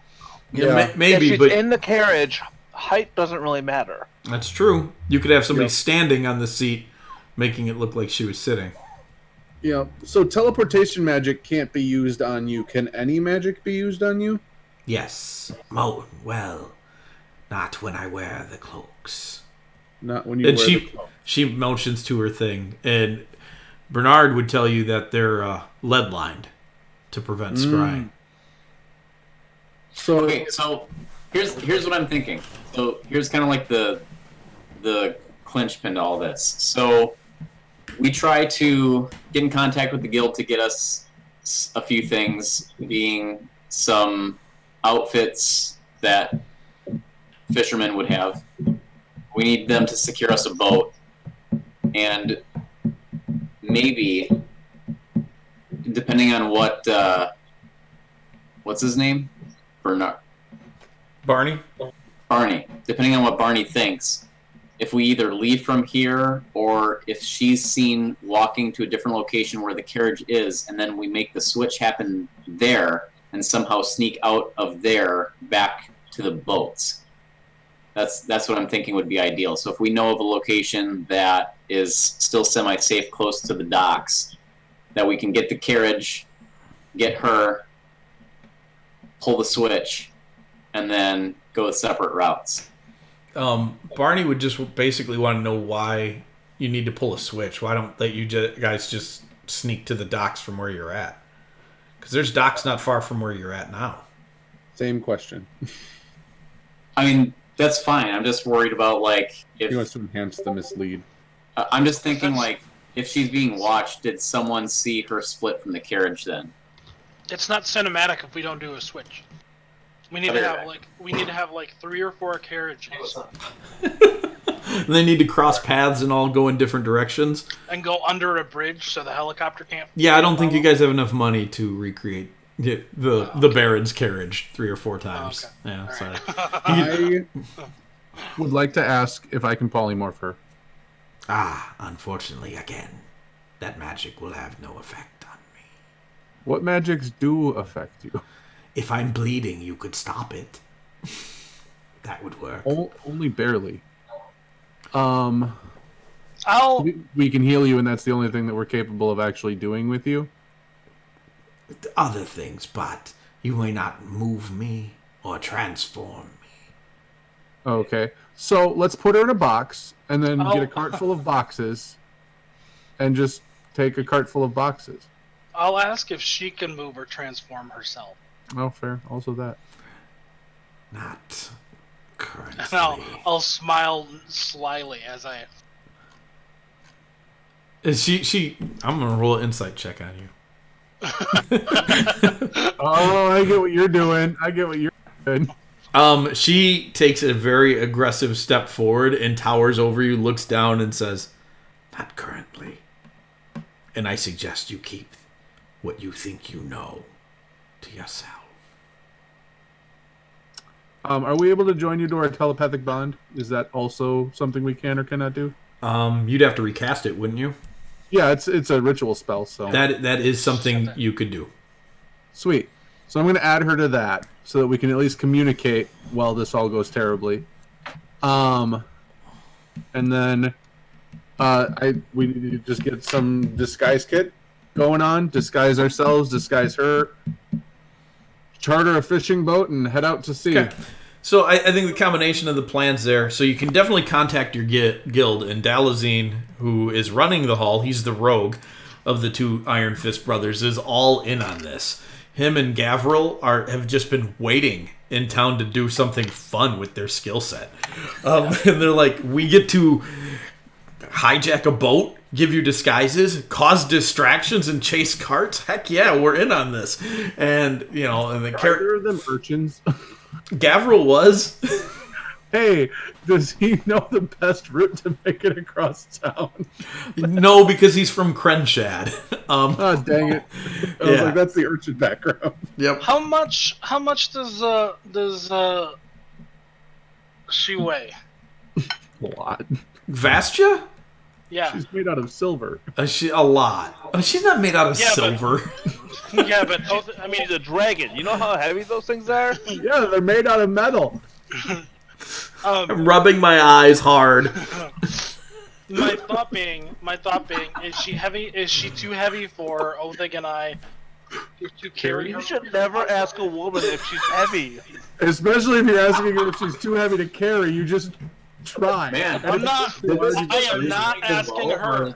I'm asking the DM. No wonder he's divorced. Gosh. Oh my gosh. Moving on. Moving on. Let's not go there. Please, let's not go there. Anyways, you're eyeing her up and you're sizing her up, and she's gonna roll an insight check on you. That's fine. I just Probably have advantage. What I want to know is what if we find like a crate that we can. You want to shove her in a crate? Yeah, She's been in a crate the whole trip. yeah, She's I'm the fine with that. crate. Does she want to make it or not? She would be okay with being in a box. There's a lot of things that she would do to get this accomplished, even if it feels disgraceful to someone of her station, as long as it's not just for no good reason. Yeah, no, I'm thinking if we have her in a crate and then Othig and I put her on the back of just some ruddy old wagon, and bring her to the docks and put her on a boat like she's just shipping. She thinks that might work good. So, you get a message back from Dell after talking about this for a while. You would also be able to manage in this time to secure a cart and a large crate. Unfortunately, the large crate that you found is a coffin, but it'll work. That's fine. Dal comes back cramped. and he says he's got a boat driver for you all set, and disguises down at the docks for when you get there. Are fishermen carrying a coffin onto a boat? Well, that's what I was just going to ask. I was like, is that going to stick out like a sore thumb? Not Like, if We're we cover burying- the fish. Burying our friend at sea. We That makes sense. don't need to be fishermen specifically. We can just be people on We a can boat just who be are us. bringing. Yeah, we can just be us. We're Just the burying- we're Granabacks. burying They a do friend all at kinds sea. of weird there's things. just be some people with a coffin on a boat. That's all. That's all that's going on. No, here. but I mean, No, we put some food in there. Be like, crack it open, grab some food out, distribute it. Hey, boo boo, you really like my new picnic basket? It's all we can find on short notice. yeah. It's filled with cold ones. It's like, what are you doing on short notice? That you're filling up a coffin with food and going out on the water. Oh man, you wanna come with? Anybody that asks, you just be like, you want a haunch of meat? Yeah. You want to come with? Oh man, We have a party, man. you're definitely headed to international waters with that scenario. So, you get the message back. The there'll be a password that you should know the response to for the fisherman guy, so he knows it's you. And he said that they are already going to be en route to intercept the carriage and then guard it the rest of its way until whatever happens there happens. Abandon it if it gets attacked. He just laughs. Don't lose your life. Oh, okay. So off the black carriage goes. You guys wait a while, reasonable amount of time, and make your way down to the docks. Make stealth checks. Oh boy. Oh, crap. All of us? Yep. Vastia gets in the crate, and you guys heft it up. Can I cast guidance on myself? Why do I... You can. Oh, yeah, I have a disadvantage. That's not bad disadvantage, though. That's really not. I don't think I have anything to help us with that. And we were told not to use illusion magics. I was the only thing I was going to try and do with any type of illusion was cover, have quite a few rats just milling about us, like an abnormal number. Okay. We could do that. Did you use your war gong? I don't Guidance. believe I have it. You do still have it. I was just wondering if that was it. He used guidance. No. Okay. Jeffrey, are you proficient with? Is anybody proficient with a disguise kit? Yeah, I figured you were. Make a roll. Make a couple of rolls for that, because you got a lot of people to do up here. So this will be half proficiency plus dex. So I'm just going to sleight of hand these, I think. Yeah. Wait, Or would they be performance? does Ziz need Performance. what's Ziz doing? Oh yeah. What is this doing? Did he He's go a with the cart? fisherman. Is he going to go with the cart, or is he going to come with us? He's gonna go. He's gonna go with the cart. Yeah. Okay. Jeff is not very well disguised, but everybody else. Oh no, I have a question, Ben. Mike. Yeah. wouldn't. Can be good. I guess it probably wouldn't even make any difference. I was gonna ask if I could cast Brilliance on Tony to give him advantage on some of these rolls. You could, or you could save that too, because this won't be your first stop in this trip. So Yeah. So Jeffrey isn't very well disguised. Othig would be the 19, Mav would be the 20, and then Thanak would be the 13. I'm fine. I will give you advantage because I have, so that's fine. So I'll give you. So How many So- are at advantage? Just one of them? they're on advantage until you crit for the next minute. Oh, wow. Okay. So how long does it take to do Make a disguise? disguise kit? I don't know. let's just do it this way. Use Granite Back Brilliance, and we'll just turn a middling success into a success. There you Okay. go. I think that's a fair way to do that, because otherwise it's just Perfect. weird and wonky. Yeah. We'll Um, just get rid of the 11. Yeah. So you guys, you disguise up pretty well. It's not hard to look like commoners, even though you've started to really get used to a higher level of life, and you don't really notice that type of stuff creeping in, but it does. But you get a decent disguise going on. Filbert, make a perception check for me. Filbert, I did it now. Dang, I haven't done it in weeks. Yeah. I almost opened Filbert and rolled. That'd have been awesome. Hey, Lynn. Hello, Lynn. Lynn. She screamed, "It's cold." So. Oh. Yeah, it is. It is. I'm gonna use my war gun. Blap. 11. Yeah, nothing. All right, so you guys get on the cart. A couple of you leading it. Barney driving it because he's a cart driver. He knows what's going on, and you cruise down the road. Now, everybody can make perception checks here. The other one was Jeff specific. There's the other thing. Oh. Othig and Thanak are on the lookout for danger. High danger. They're peering to the skies. 31. Jeff, there are an enormous amount of rats in this area, aside from your illusion, and they all seem to be watching you. Not Like they're sentient? Like they have the rats on their side. yeah, They're rat folk. like that place from the Underdark that Filbert infiltrated. Is it reminiscent of the stories I've heard of the rat folk in the Underdark? No, those had a definite presence about them, even red glowing eyes to some point. These just seem to be paying more attention to you than rats would, and you've been in the city a number of times. It's unusual to see more than one in an area. It's very unusual. How close was this to the were-rats? This is pretty far. Yeah, you're real far away from the were-rats. How many would you say? There's probably a dozen of them. You're getting 12, you say? You're getting ready to cast your illusion, and yeah. 12, you say? Well, Do I want to waste that on this? We're just down at the dock. We're like not on the boat yet. You're unloading and heading down to the docks when you notice this. Mav was about to point it out, and Jeff went, "There's rats everywhere."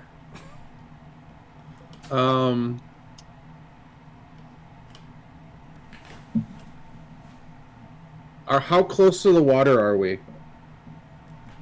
At 100 yards. The docks along the canyon are a strange thing. It's really mostly just docks. There's a few hollowed out cave or internal buildings in the cliff walls, but for the most part, it's just docks and stairways and road paths up to the upper city.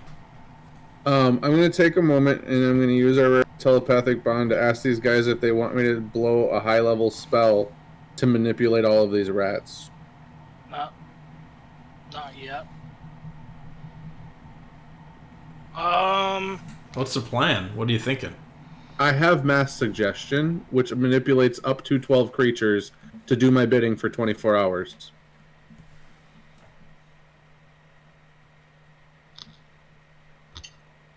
I mean, no, I feel don't like use 6th that. level spell, so Well, if I they're feel like no, because she said no magic. Like, on her, She didn't say. She said no magic on her. I'm gonna do this instead. and I could be that. the Pied Piper, so Save that for a second. okay. I will cast. What's the name of that spell? I don't know. Detect thoughts. On the rats? Oh. I can use it on multiple things. Okay. But yes, the idea is to yes. Okay. There you See go. like what's going on with them. You're getting a lot of strange feedback as you use this spell. There's definitely something going on with them that's not normal when you use the spell on animals. Make a insight check.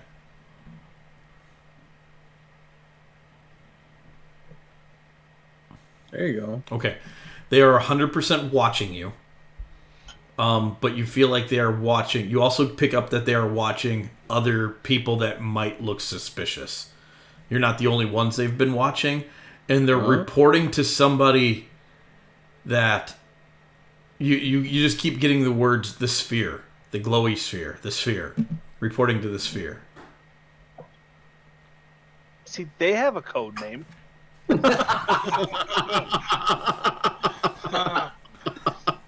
don't know that yet. Oh, my bad. And after they watch you guys for a while, they do start to take off. A couple of them linger longer than others, but they run around and they start watching other people. They don't linger on us, though. A couple of them do. We'll just go about our business like nothing's wrong. Yeah. Okay. Yeah. So you get down to the docks, and you see this crusty old dude. He's like, "Are you who I'm expecting? Do you have fists of iron?" Backs of granite. Yes. Very good. Then he stands up a bit. He's like, "Dalazin told me you'd be coming. Get in. What's in the box? It looks heavy." Don't worry about it. A fallen comrade. Just returning to where he came from. Very good. You hear this strange thump from inside the box. He's only mostly dead. Don't worry about what's in the box. He says, "I'm not paid to ask questions. I'm just paid Sail on. to move goods." So then stop asking questions. Sail. Fair enough. Fair enough. I just wanted to make sure it wasn't going to sink the ship. Because he shows you this boat, and it might sink the ship. Oh. Guys, I told you she was too heavy. What if we tie 2 boats together? He's like, she'll be fine. She'll be fine. Put in the box. Great, let's go. So you set the box in, and the boat sinks noticeably. She'll be fine. She'll be fine. Everybody else climbs in, and the water is real close to the edge. And he starts pulling away from the dock, and you just keep hearing him mumble, "She'll be fine. She'll be fine." Totally not believing it. Yep. Make perception checks. You perceive you are going to need a new ship. You feel water on your legs. Oh, snap. Hey. Oh, pretty good. Those are all pretty good. We're really concerned about sinking. Yeah, we are. Mm-hmm. Circumstances really help to focus a guy. Yeah. Santa, get in the water. I'll turn you into a whale. Up ahead, you notice that up ahead there is a cluster of ships, kind of middled up in this narrow neck before you get into the other wide area of the river area. Does it look like a blockade of sorts? Not really, but they're clustered in a way that draws attention, but they're definitely not lined up in a blockade style. I would say that we just continue on our way. Move along as normal. I would also suggest that we have a story such as we're going out to bury our friend at sea. Yeah. In case In a anybody were to wooden ask. coffin. Yeah. Yeah. They Do were we need having permits for that? Do we know if you need permits for that? No, you don't need permits for that. They haven't gotten to the point where you need permits for stuff like that yet. Can Mav start writing an obituary real quick? Oh, good. Sure. Patents of death. Go ahead and make your tools check. Oh. Oh. You can have advantage because I am also with your skill set. I feel like that's something you can't help on. He's just pointing over the shoulder like, no, not there. Yeah, there's 2 different handwritings on it. No, let me write this part. Yeah, part of it's signed by the secretary. See, Jeff is just orating. He's like, no, I think this is what you want to say. Okay. There you go. So you get up to these boats, and one of them moves quickly over to block you moving forward, and the boat puller he slows the boat down, and he's like, "I hope your friend is worth it." And you see there is a reaper on the boat, one of the Emperor's men. Oh. That's fine. And he hops One of the Emperor's. he hops right into your boat. Is it fine? Dude, Yeah. we're gonna sink already, and you're just jumping in the boat. You have faith. And Yes, I have have faith. faith. I have faith in my Emperor. he asks what your business is on a boat so dangerously close to sinking. To bury our friend? It was a very heavy. Are you asking? Yes? No. Speak like you own it. We're going out to sea to bury our friend. Okay, so he says, "Open it up. Let me see your friend." You have a very sick sense of humor. Now you do know that Vastia is in the leathers in there. She's recovered herself in the scry-proof garb. So But does it look like she's ready to be buried at sea? it's Sure, why a not? very odd outfit, that's for sure. Okay. Then Okay. I guess we'll... Yeah. We'll open it up. I'll knock real It's quickly, not like she's hanging out. not secretively, but Eating a secretively. pizza. Okay, so you open it up. He looks and it's this very confused look on his face. What manner of burial clothing is this? It's what It we lived Was in. what she died in, and she requested that she be buried in it. Strange. What faith are you? Faith are we or faith is she? Oh, yes. He says you as in the group. He's referencing. I would say that I'm a follower of the order. He looks at your robes. I see that. I worship the weave. So you're a cultist then? I've never really thought about it that way. If there's others, maybe. He's not a cultist. He's just stupid. Mad nods. He grabs Jeff and asks him to come with him. Jeff, if I get... Tony, if you get killed by another Reaper... Yes. I'm going to give you a moment to reconsider because you said you didn't read much on the Discord. No, I didn't. In response to what you guys found out about the Orcus cultists, the Emperor has kind of gone cult crazy.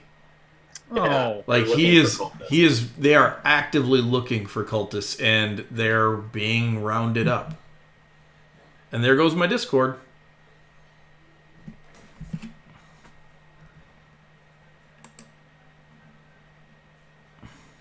I'm back. Sorry about that. That was great. So They're actively looking for cultists, and they're... Oh yeah, then absolutely. I didn't read that, so yeah, that's why I gave you the chance to not say what you're saying because, I mean, yeah, I wouldn't make jokes about cults if there's people that are actually looking for cultists. All right, yeah. But no, I would Joke just about cultists to someone who's hunting cultists. no, I would reiterate the fact that I follow the divine, but I just enjoy the flow of the weave. You say it like that, it sounds dirty. I need you guys to make a persuasion check with this guy. All of us? Mages aren't hunted, are they? I mean, so far... Not Mav yet. and Jeff are Is the it only persuasion or? This is a persuasion, as you're basically persuading him to let you go. How Both of those are very, very good. So you talk it out with him for a little while. You let him know that you're just on a mission to put your friend to rest in the way that they worship the divine, and the fact that you have a cleric with you really kind of goes the distance of the order. He lets you know to be careful, though. There have been cultist attacks on the river from some followers who worship some tentacled fish monstrosity. I would ask him if he knows anything about the Watcher rats that are up He on the docks. gives you a really strange look. And these guys keep their faces under wraps, and they have black eye paint over, so you can't really see what they look like at all. And you can tell he just gives you a really large raised eyebrow. He has no idea what you're talking about. Oh, I'll fill him in. That we felt that the rats were watching us, and we satisfied our suspicions using clerical magics, and there are definitely rats on the docks reporting to someone. So he goes to get back on his boat and stops and says, wait. So some commoners burying their friend at sea The cleric. magically talk with rats. I Wait, mean, who low-level magically clerics talk can with do rats? some pretty impressive things. Did you share that with anyone? Yeah, he told you Did guys. share that with the group? Yeah, I told you guys about that. Thanok's the one who talked to the rats. Anak's the one that did it. I'm not letting him know that. I did it. He No, But what point I'm is, saying is, am did I Danik sharing- let you know so that you could have this conversation? I also think you noticed told the the group. rats. I also noticed the rats. I know, but you didn't. Nobody communicated with rats but me, and I don't think I would have said I've been communicating with them. Oh, you've told us everything else, so I just assumed. Point is that probably what I would have said is that they're watching every. There you go. Okay, fair enough. So it's enough for Jeff to make that statement still, either way. Yeah. And I don't want to get nitpicky over stuff like that. It would make sense that Thanak would tell you that, because then I have to start asking every time, did you tell the group that? Right. And you have to define that, and all that does is cause bogging. Slow everything down. So, but basically what has happened is he has put a couple of things together and reignited his suspicions of your group. Yep. Fair enough. And So this guy is going to take someone giving him advice about something on the docks, and that's going to make us suspicious. this Yes, is a because man you hunting use magic cultist. Yeah. And you just You told guys him are you worth- talked to smart rats. Yeah, he's hunting cultists, and we're listening to what rats have to say. Yeah, he's suspicious. Yeah. Nope, it was an attempt to help them, and he can do it once. Okay, so he signals 2 other boats to come over, and they start rowing over. Is there anything you want to do? How many guys are there? We are not engaging the Emperor's men. There's 9, and that does include him. Do we We're not have engaging anything them. that shows our affiliation with the Emperor? I was gonna say, do we appeal that we're on the Emperor's mission? That's up to you guys. I think we're at that point because otherwise this is probably gonna go pretty badly, or at least differently than what we want. Actually, I am going to hold out the holy symbol of the Emperor. You mean the one you picked up from the sand in the fighting? No, don't we each have one? No. We each have an item from the Emperor. Yep. Yeah, I'm That's what I'm assuming saying. it looks special, or does it not? it's. If it just looks like any other. No, Don't they're we definitely have something unique. That has his insignia? I don't think so. No. Well, for me, the only one I paid attention the hammer that he gave me, and it was specifically a Weave Guardian hammer. Mm-hmm.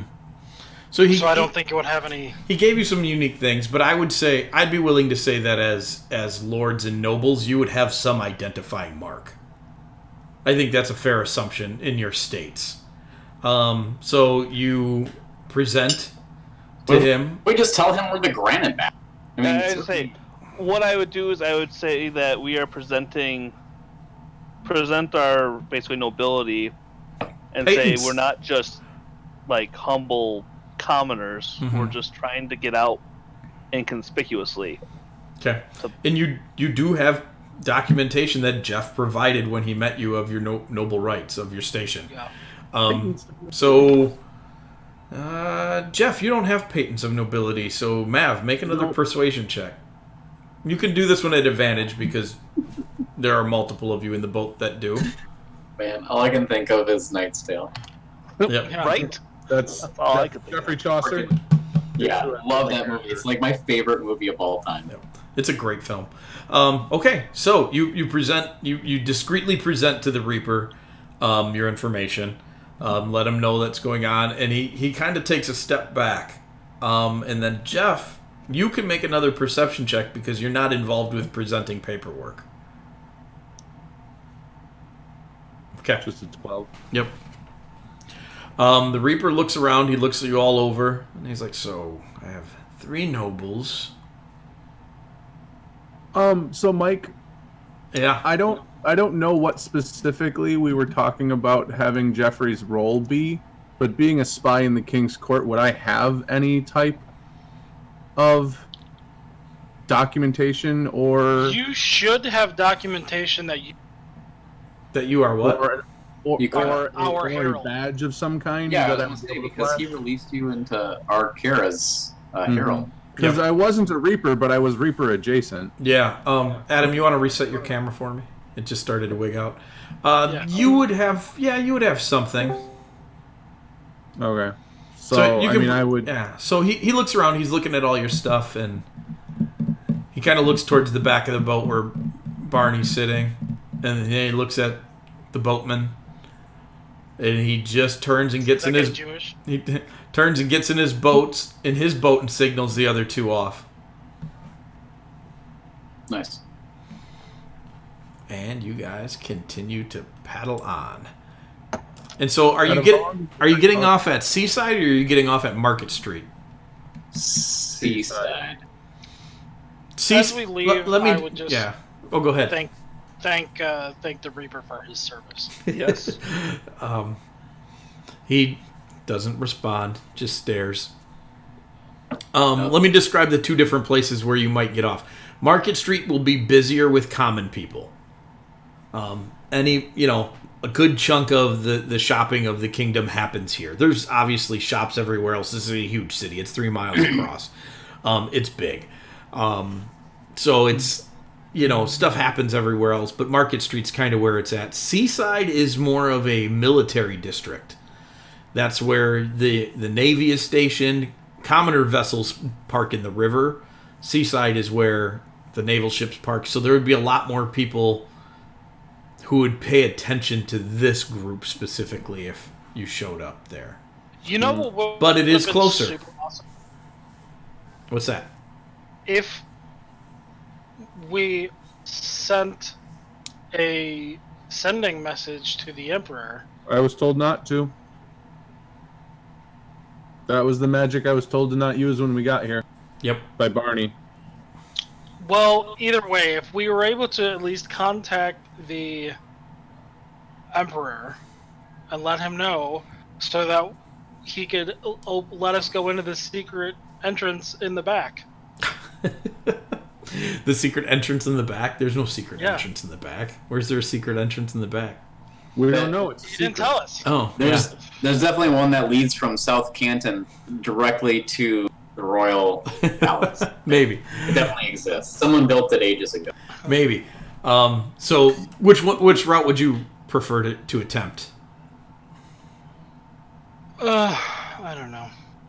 You said what was the option? It was either Seaside or what? Market Market Street. Street, where he's got the marker right now. And that's filled with commoners. Oh. Yep. That's a much more commoner-friendly place. But Seaside's a lot more direct to the Royal District. Yeah, but either way, how are we going to actually get into the Royal District? And walk. We're gonna walk. Yes, but how do we With get feet? into it? Actually walk. How do we Yeah, get actually- the package there? Because I can't imagine that there's not going to be guards at the entrances to the Royal District. There will be. So again, how do we get into the Royal District? Are we going to stick with the same? We're going to bury a corpse into the Royal District? No, but No. I mean, I can't help but wonder if maybe the Reapers can get us in there. What if we just flash our Creds. creds with her out of the coffin? That's what I'm thinking. Like we do once we get to Seaside. If it's more like I wasn't sure what area would be like what, but if it's more militarized there, that might actually work in our benefit. If we We Like- have urgent business. Well, we have urgent business Yeah. as nobles of the Emperor. right, exactly. At this Nobles point- aren't usually the adventurers. At this point, once we're actually getting to the Royal District, do we just want to announce who we are? We're the Granipex. We're coming to see our old friend.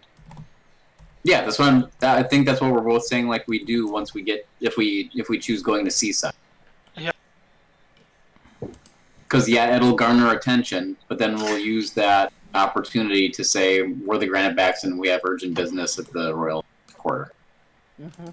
Don't even have to say urgent business. Just we're the Granitebacks. We have business. Tell the Emperor we're here to see him. Sure. All right.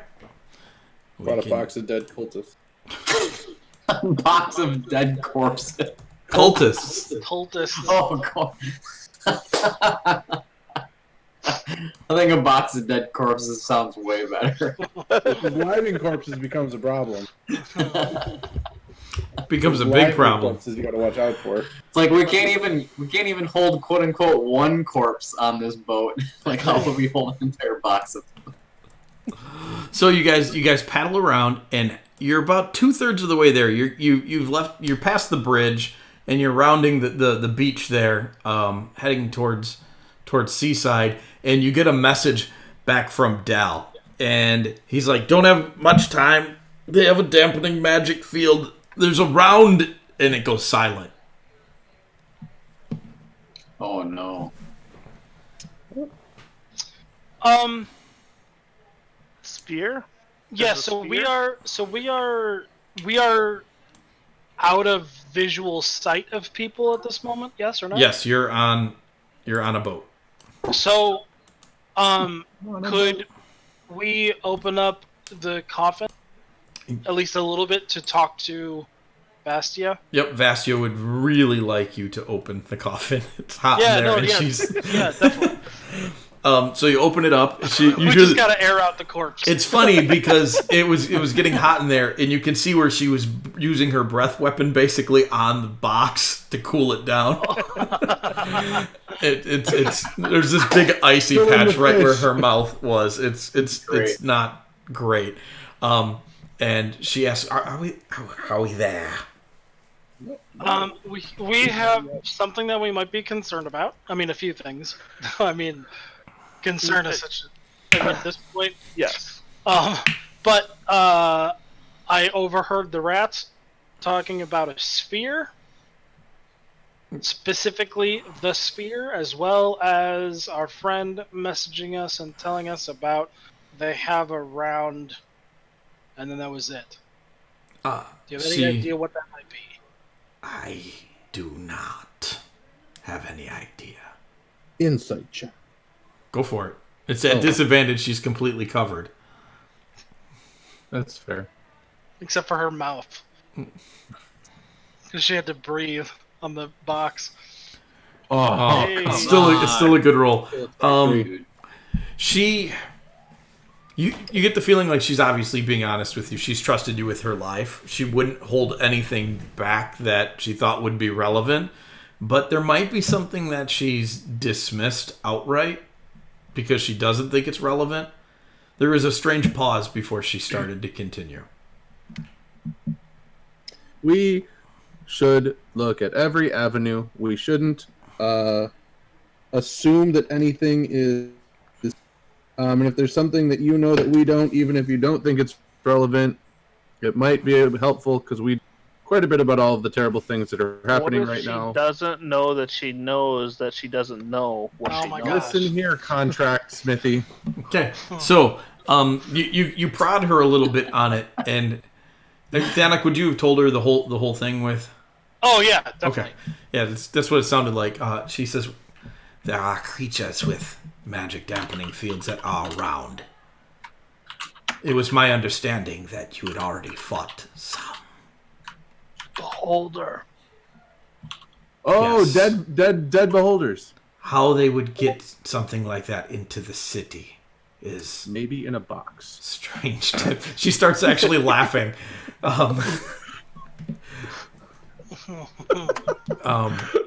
But she's like, let us hope that's not the case. So is Orcus after you? Like, That Outright? you could just feel her staring at you, and then she'll say, "We should not discuss such things in the because open." I thought the devils were after her. And the boat guy's like trying to not look over his shoulder, like looking over his shoulder. I will give him the most stern glare I can come up with. Yeah, he just keeps. Mind your business. It's what I get paid for, and he just keeps poling the boat. But it's when people start to talk about Orcus cults and dead beholders and things, people around him are. Are you The only paid thing to we steer sent the to him boat? during this. I'm Are you paid. paid? I'm Paid to paid. steer the boat, or are you paid to listen? I'm paid. It's like 3 times we've looked at this guy like, row the boat. Just Yeah. row the boat. He basically just tells you I'm paid to smuggle goods. That's it. But Okay. I'd rather not do anything more than pull the boat.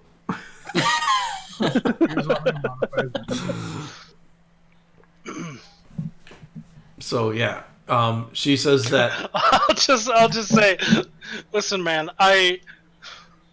If you listen anymore, you're gonna end up being considered a loose end, and I would hate to have to do something about that. He just starts pulling faster. Can I tell him I'm gonna do something to help him out?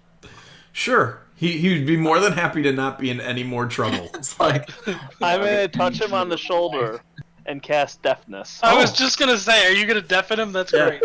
He freaks out a little bit, and then he just gets this very relieved look, and he stands up a little straighter, and now he's pulling that boat like he's some sort of Italian gondola guy. He is a majestic creature suddenly because he's free of the burden of knowing things. Free of the burden of knowing things. that's great. You cast that on me in real life. Right. Right. So you guys make it to Seaside. Mm-hmm. You get to dock. It's an unusual affair. You were immediately met by soldiers and admirals of other kinds. You see your friends getting on a boat and sailing off into the sea. You recognize the Aarakocra flying around, and and Jabber's like, "Those are my bros. Those are my bros." Bros. And Buy some potions. so you guys you dock in. You are addressed immediately by the dock wardens. They want to know what you're doing here. Running back's here to see the Emperor. Yeah, let's have Jeff herald us. Yeah, I will herald the granite backs and the coming of the. The The granite coming backs. of the granite backs. And Harold. Are you gonna say it just like that? Please tell me you said it just like that. Are there any Reapers around? Because I might still be nervous. There probably are somewhere. A lot of Yeah, times, they spend time in plain clothes. Yeah. That they're very often privates and low-ranking. What's the name of? Nobody's. No, low-ranking Rear admirals. officers in the army. Oh, okay. There it is. Yep. Yeah. Freaking love that movie so So- much. So Jeff, you introduce your crew. Make a persuasion check. Does he also have to make a performance check? Welcome to Minos. Welcome know to that. Minos. You rolled a natural 1. He can't. Oh, okay, that's Luckily, right. he can't. Well, he can. He's just going to roll another one. Yeah. I do have to roll another one. There we go. No. There it is, guys. No. So happy No. right now. So you start presenting. Please roll. Yep, there it is. Ooh. Guys, No. No. I genuinely, I just quit. No. Jeff starts talking and like he gets gassy and just belches. No. Sits down in the boat. So immediately upon your setting foot on the dock or standing up to address this captain, you start to get into go Jeff mode, and he just clobbers you over the back of your head with the butt of his spear. And he, for whatever reason, this fella thought you were making an aggressive action. He's Well, with the way he started speaking, I'd agree. and he's going to roll a 21 to hit you. Sure. Yep. Oh, come on now. I'm going to use my gnome or my halfling ability and just have him roll it. Okay. That is a 16. 16. I think he'll still hit me. Okay. Yeah, I only have a 15. With the way that your luck was going, I was expecting him to roll a crit then. Yeah, Right. because that's exactly how that should go. Tony, it's time for you to redo your camera. Oh. What did I? I thought you said totally character. Yeah. It's time for you to redo It's your like- character. Oh! What did he hit him with? That Tower? he hit him with that. I So- knew that was coming. He smokes you for 14 points of non-lethal damage. You can tell he's not trying to kill you, but he does knock you prone. I suppose you do get to make a strength savings throw against that. Oh, I'll just let it happen. I'll Okay. fall down. He knocks you prone, I'll throw. and he flips his spear around, and several other guys now have their spears out, and they're aiming at the boat. And he's like, "Tell me what you're doing here without making a move." You're up, man. Matt would just put his hands up and then explain what's going on slowly. Okay. But not like too slowly. Just enough slowly. Like, what extent of what's going on? just like we're here to see the Emperor Okay. and who we are, Okay. and doing our own heralding without Jeffrey. Aw. Because the one time we need him, he fails us. That was miserably bad. Go ahead and make a persuasion check, Mav. Oh. Oh, that's very good. Dude. So, you explain who you are, and immediately he starts to look nervous, and he climbs down into the boat and helps Jeff up. I actually Matt would put my hand on him and say, "Don't worry about that." Yeah, I It's I good won't for let him. I won't let the guard come next to him. I will. He's I'm going to get up and shake his hand. He's mortified by what he's done. He's like, You'll have to forgive my overreaction. There has been an attack in the cantons, and the city is on Matt alert. would look over towards Thanik, kind of looking for agreement, but say there's no limit to how much you can protect the Emperor. Like how far you can go for that. He's yeah, glad I you. would, go ahead. Yeah, no, you go ahead. I was just gonna say I would very, very calmly, very angrily, very I respect what you're doing. If you ever touch another graniteback, I will kill you where you stand. And I would deserve it. And he'll help you guys all out of the boat. He just doesn't even ask what's in the box. He just assigns some people to carry it. They pick it up, and the one guy's like, "This is really heavy." I'm going to hop on top of the box and just sit down. And he goes on. He goes on to explain to you that he's not quite sure what's going on, but the city's on lockdown. There was a attack in the cantons on a very well-to-do carriage that was being expected in the royal district. Thankfully, it turned out that the passenger who was supposed to be in it was not in it. However, there are multiple bystanders dead. A fight erupted between some well-armed individuals and some assassins, and people are talking about flashes of light and some sort of ball of death. Is that where Ziz was? Ziz went with the carriage. Sure did. Are there any survivors? He said most from what he understands, and he hasn't gotten a good report for about half an hour now, and that timing tracks with your message. He doesn't know actually of the casualty count. The only real casualty count he knows of is the bystanders in the crowd who were caught up in the fighting. Okay, so 2 things. I want to tell him that we need to be escorted to the royal corridor as soon as possible, and that anything that he can do to get us a report about those people involved in the fighting, because they were from the 7-7's guild hall and they're our friends, we'd like to. He says he'll send another messenger immediately, and then he detaches six of his men that he can spare without leaving the docks off of lockdown to escort you. Awesome. Time-wise, how long has this all been? What do you mean? Like, from when we started this our caper boat to trip? now? About 2 hours. Okay. I'll ask the what rank is he? What is he? He's just a lieutenant, or no, he's probably a captain. Okay, so I'll ask the captain whether or not he trusts the men that he's assigning us. The 6 guys.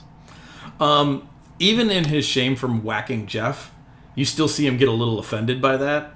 But you understand that too. At the same time, you're questioning his men, his people, and he just responds with my life. And then he looks at the box, the coffin, and he says, "And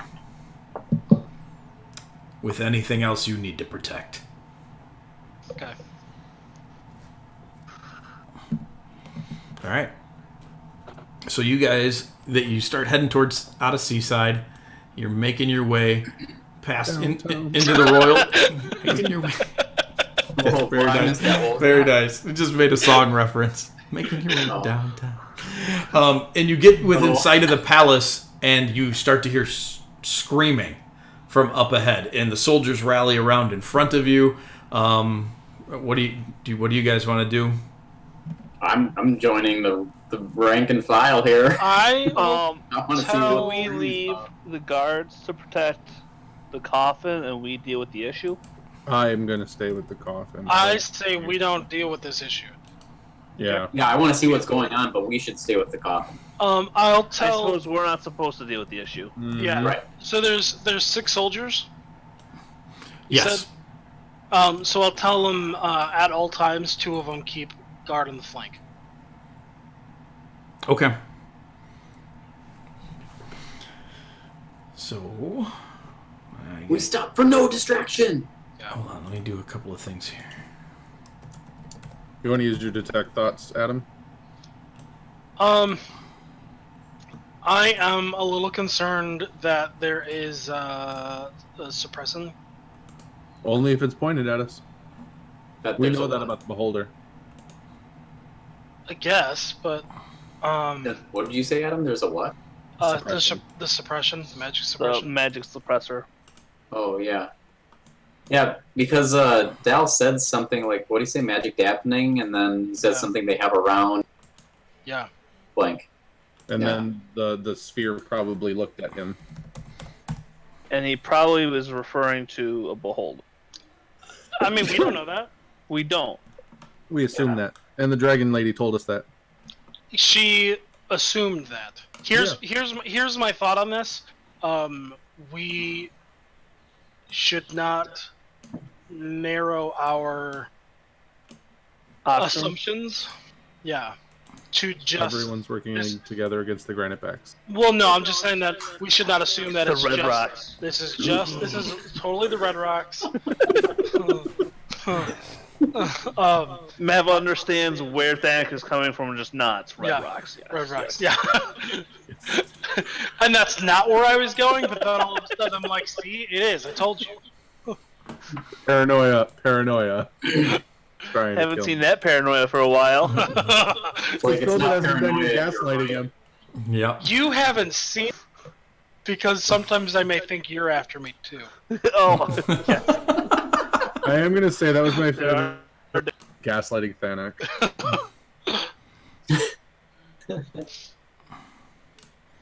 Oops. I didn't want to do that. Okay, so let you guys. I'll draw a little box on here, and that will represent Vastia's box. Doink. So you guys can arrange yourself around that box.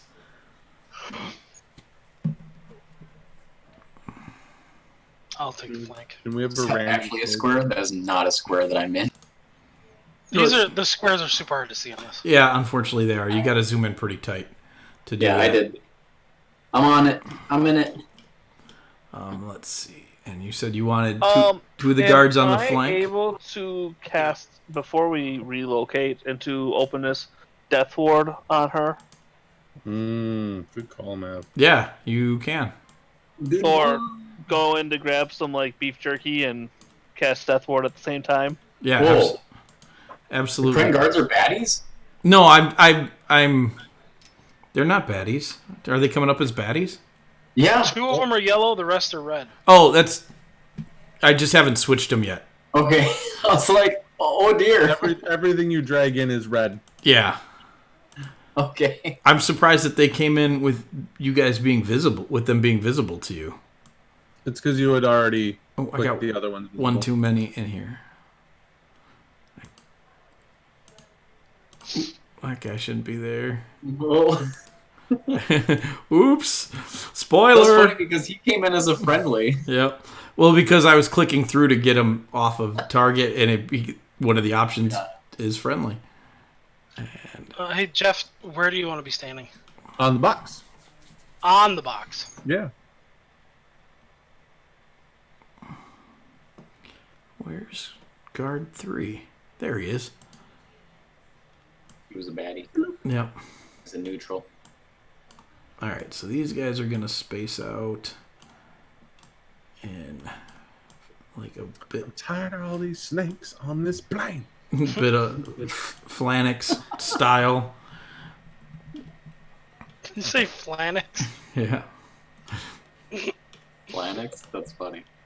What's the word supposed to be? Phalanx. Phalanx. I have done that my whole life. You know what else? I have. you haven't. I have. Really? I don't know why. Dude. I don't know why. You know what other word that I get screwed up and I have my whole life, and Mark corrected me on it once, and I just looked at him and I said, it won't do any good. I know I'm wrong. If I don't think about it, I will call Isengard, the Tower of Isengard from Lord of the Rings, Isengrade.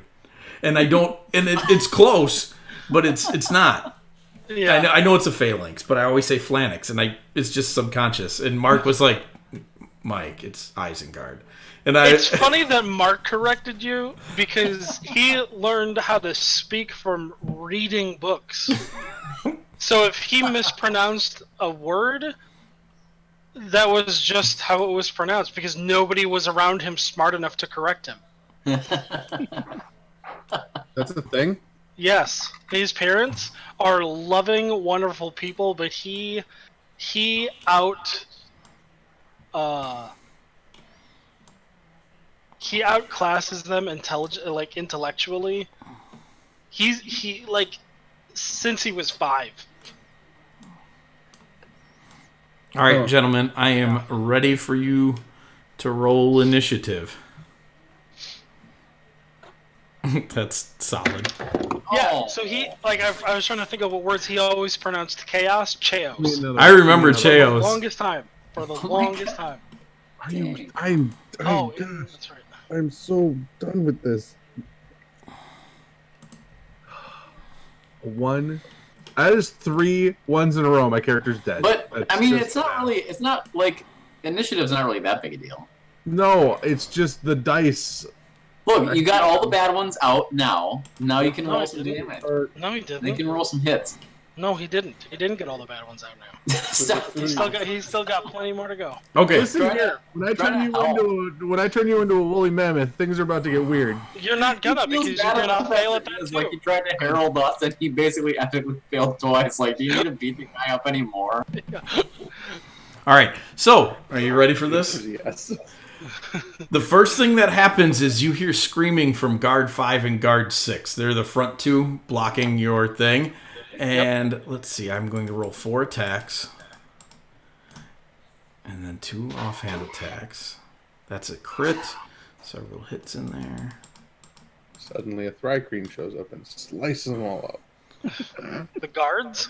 You're watching. You guys are watching from right in front of the guards. There's something going on. Something materializes right in front of them, and there's fire, and there's cold energy, and there's just whirring and crashing. It's the 2 guards start screaming, and 5 and 6 are immediately turned into a cloud of paste. And you guys see rising up out of that madness this thing. Oh no! Oh no! What have we done? I'm so happy. We are the creators of our own destruction. Yeah, we are. Oh man, I have been waiting over a year to bring him back and to torment you. And it just hovers over them and it says, "Surrender to me, the Dragonborn. I need it. It's a Dragonborn and it needs to be surrendered to me. I will kill you all. Yarr." Well, seeing as how it entered my range, can I hit it? You can, if you wish. Great. I'm gonna definitely hit it. Because I'm saying no. Hold on, give me a sec. I don't think I set his armor class properly. I need to check that. Hold on, I need to make it higher. Nope, you're good. I would Then very you much can set like to it hit to it with no armor 38. class. That would be great.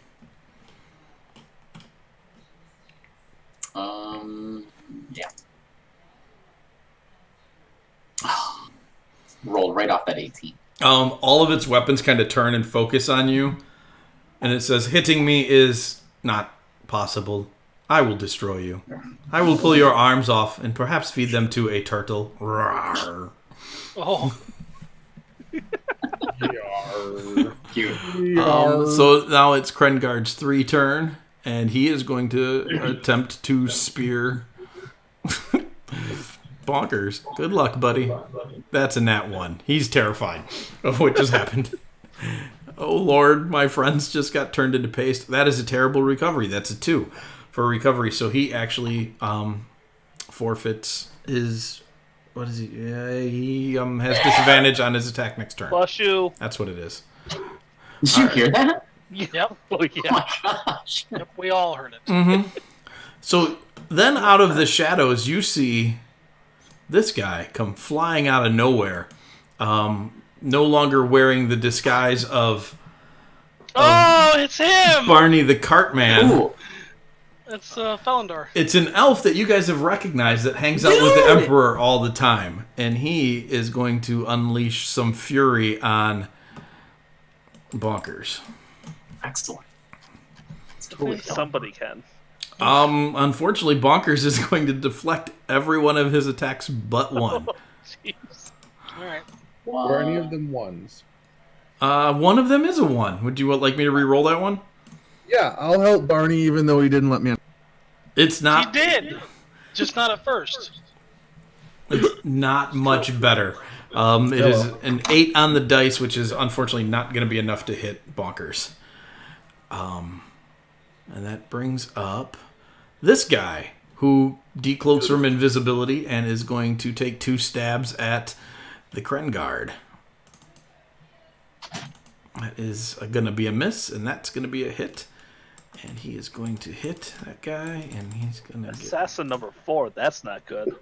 Right? Yep, that's what I was thinking. Krengard is going to make a saving throw. Oh, and he will fail it. Number 4 is dissolved in a puddle of goo. Number 4.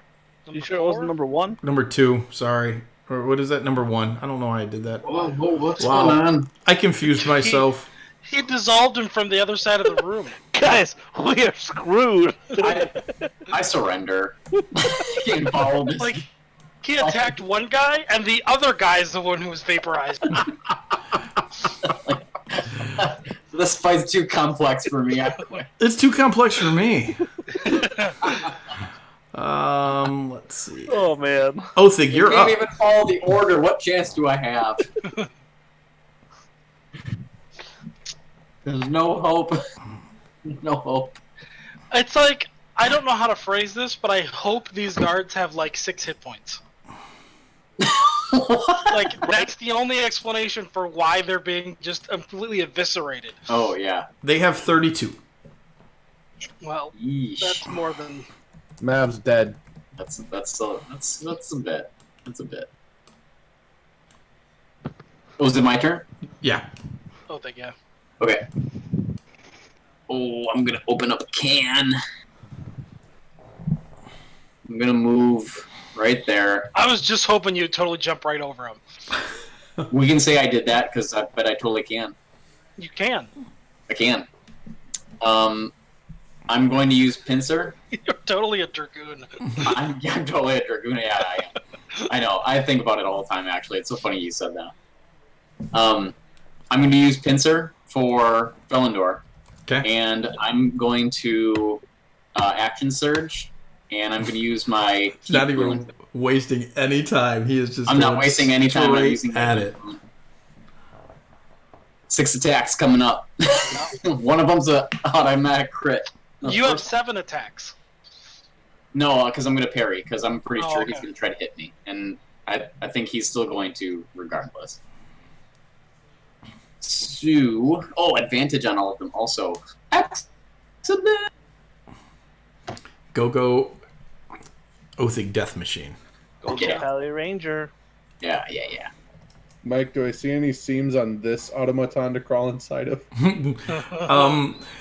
He's a weird automaton, but no, you don't. I was really hoping. Mike, to find how do you something wanna- rusty. How do you want to do my auto crit for the keep boon? Just hold shift down. No, but I mean, like, is it automatically the first attack? It is, yeah. Yeah. It's Okay. the first attack that hits. Okay.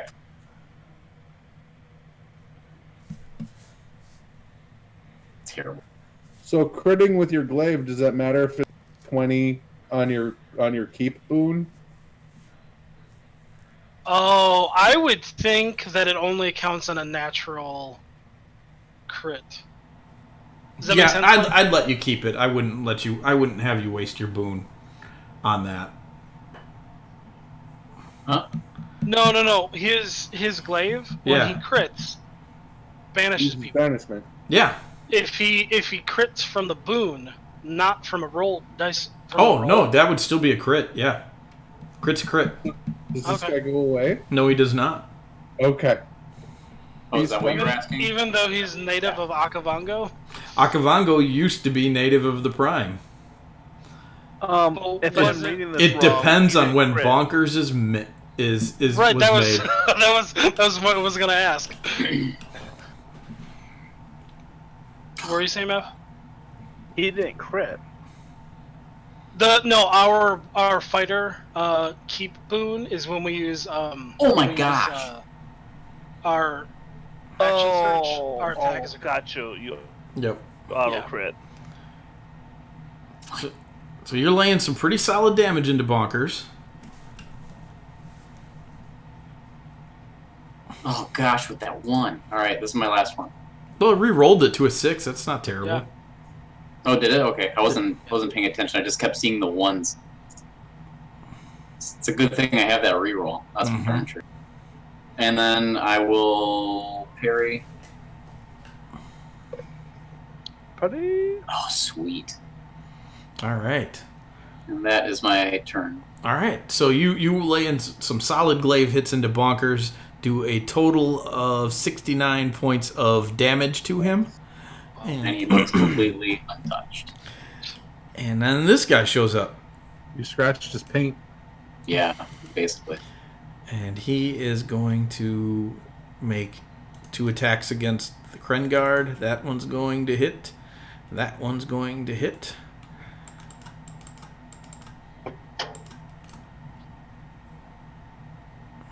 That won't be enough to kill him, even if he doesn't save. But he will save, so he takes a bunch of damage. His next hit, however, that's going to put him in. So guard 2 goes down. Bye. And then Assassin 2 is going to run forward and go here and go after Jeff. What a turd. Yep. You're sitting on the box, man. Yep, sure am. Let's see here. 8 plus 12 is 20, and 12 plus 12 is 24. Both of those, I'm assuming, will hit you. Yeah, I only have 15 AC. Yeah. I'm not meant to be attacked. Yep. Not meant to be attacked. Oh, I'm sorry. It already added 6 to that, but both of those still would have hit you. 18 or 16 and 18. Are you making him re-roll any of this? Can't use my reaction to help Felindor. Okay. So I need you to make a saving throw against poison. Fine. So you have advantage on that.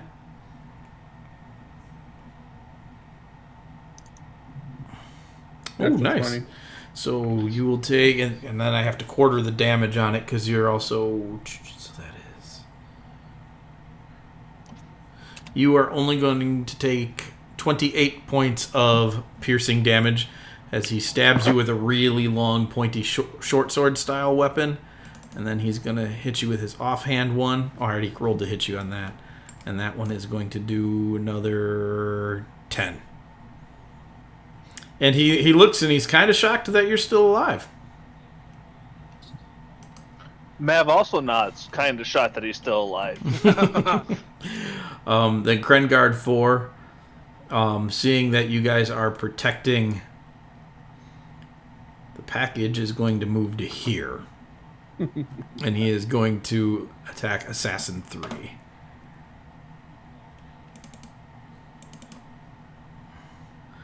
And he'll get 1 in.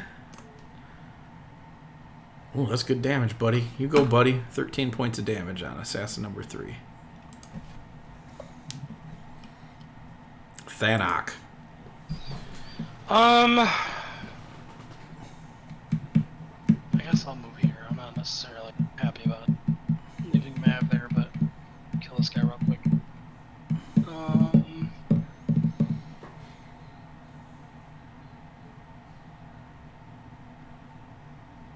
Oh, these guys should have been rolling at advantage because they were invisible when they attacked. I just remembered. Oops. That's fine. But they're not invisible anymore, are they?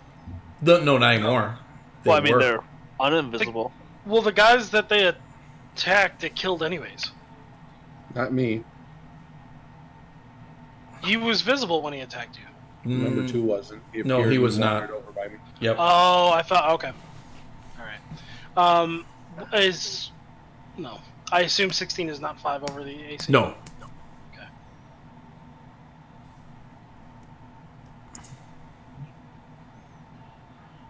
Is that? That is. That is. That's a good hit. That is a good hit. Solid. Yeah. So, a couple of good pounds in on that guy. That one's going to miss. And we'll action surge. All right. Oh, what a waste! Why is that a waste? Because Because he's already critting. I'm already going to crit on this one. Oh. It's alright. You can roll crit on your next one. I don't want you Okay. to waste a crit on a roll. Okay. I feel like that Alright. sucks. I mean, that's going to suck. Yep. Alright.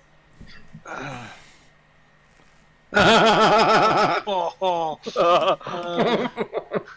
my gosh! Are you serious? So that's a crit recovery from a nat 1. So that means it's a regular hit? No, that means Or- it's a crit. The fumble was so bad, you swung it at his head so hard it went around him, but the weight of your maul carried you around, and as he was laughing at your stupidity, you catch him square in the mouth. It would have been just a regular hit, but you have your boon. Okay. So this is okay. Yeah, you got your boon, so go ahead. Dude, that was a nice roll. Wow. Yeah. Catch him square in the mouth, tear his face off, and he goes tumbling to the ground dead. I still have one more attack. I think I do. So 1, 2, 3. There we go. And you can action surge. He did That was already. my action surge. Gotcha. So I will go after number 2. Man. Dude, you're a beast this round. Yeah. Alright. Alright. And that is my turn. All right. Well, then this guy shows up and goes running up to Jeffrey on this side. Oh, poor Jeff. I should have stayed there. Yeah, well. Yeah. And he is going to take his main hand attack. At the advantage, that's going to be a crit. I crit you. Can you... Yeah, it's not your turn yet, so you can't. Nothing I can do about it. Sorry, Jeff. Oh, Hey, it is man. what it is. Oh, man. You are about to take a ton of damage. Uh-huh. Yeah. Oh, no. Jeff, please make a Constitution saving throw. It is at advantage, because dwarven stuff. Because you're a dwarf. Is that gonna kill you? Probably not. That's, You'd have to do a lot. that is really Did good. you see how many dice he rolled? What's a lot? Yeah, well. You are Like still... 30 dice. You are going to take 64 points of piercing damage. That's already quartered? It's not all poison damage. They get sneak attack. Right, but I mean... Oh, this some of that sneak attack. That's right. Yes, some of it's sneak attack, some of it's poison. So once they use their poison, then they don't get to use it again. They just have sneak attack. I'm down. Okay, Jeffrey goes down. Jeffrey, I'm going to need you to make a new character. So he's rolling ahead. Jeffrey, he flips you off the coffin, opens it up, and he takes his offhand and goes to stab Vastia, and she is going to use her reaction and breathe on his face. Yeah. So he gets blasted in the face for 19 points of cold damage. I like to think that her reaction was to anybody opening it up. She knew what was going on. She saw some face-covered man wielding a dagger and just breathed on him. And so, yeah, and then in his fear, shock, and horror at what is going on, he stumbles back.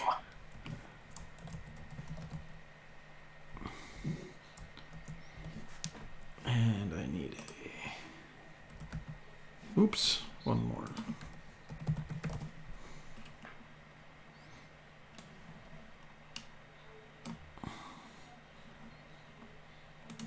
And Bastia. Oop, I spelled her name wrong. Wow, there's a there. So she's right there.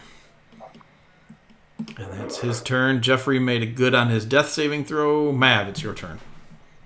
Mav, yes, telepathic bond is not concentration, so Nope. that should still be up. He's gonna ask Vasha if she wants to be present in this fight or not. She doesn't, but don't move her. Okay, so Mav is going to jump up onto the box Okay. and touch the assassin. All right. I'm gonna give him a bad touch. I'm gonna give him bad touch. Touching the no zones. Yeah. Oh. With the divine Please. guidance. Yep. Please tell me where Mav touched you on the doll. And Bam. Cow. now, when I do that, everybody in the range gets some healing. Oh yeah, is that including Jeff? That would include Jeff. Nice. So once I figure out what that all entails, I think it's like 3d6 or something. I think it's like 3d6. Nice. So I'll figure that out real quick and then Yep. And that's your stronghold ability, correct? yes. Yeah. And you guys have now 2 uses of those. You've upgraded your keep enough to be level 2. Oh, that's right. We have 2 uses. Mm-hmm. Nice. Do you have 2 uses of action surge? No, I mean we will later, but right now. But we can. If we rest, we can. Yeah. Use it do it again. Yep. Nice. Very cool. Anything else, Mav? Like it. Nope, that's it. All right. So it's Bonker's turn, and something begins to happen. You watch as a wave of black energy comes out from Bonkers, and let me see, 1, 4, 5, and the bodies on the ground begin to writhe, and they come up as zombies. That's no That's bueno. Right. So I'm a zombie? No, No, you're not dead. You're awake. And yep, Mav healed you. You're welcome. Where did the zombies come from? Oh wait, did you heal? I suppose they would be dead. Yeah, they're dead. The They took, amount of damage that they took. and they're NPCs. NPCs don't get the same survivability that you do. That's rules as written. I feel like I'm missing one. 3 Kren, 4 Kren, and 1. Where's my last Zombo? Oh, sucky. There's 4 zombies out. There should be 5. Why there's still a living Krengard? There's 1 There's dead 2 living- assassin. Oh, The one dead assassin is zombie number 3. The and then 2 guards. Did I not? No, 4 guards. Yeah, you have 2 guards still alive. Okay, all right. So I killed 3 guards. No, there should. no, you killed 4. Yeah, I got 1 more zombie to throw on the map. There he is. Zombie 3, Zombie 4, Zombie 1, Zombie 2. Oh yeah, there was a zombie right by where Mav is. Yeah. Yep. So there's 5 zombies? Yep. Yep. And then Bonkers is going to take his turn now pinned in. His aura is the necrotic dead raising aura at the moment, and you hear him say something like, bringing back flesh bags from the afterlife. The master would be so proud. And he begins to spin, and everybody around him needs to make dexterity saving throws. Is that including the zombies? It is including his zombies. I will use Indomitable. Okay.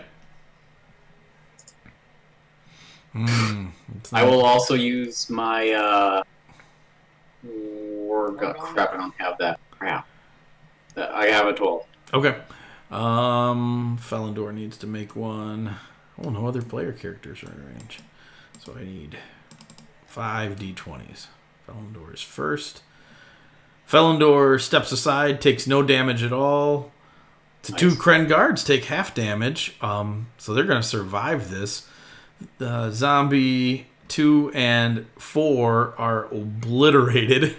So funny. I just brought them on, and now they're gone already. Do they survive it? I suppose I have to make a roll for that. I'll get to that later.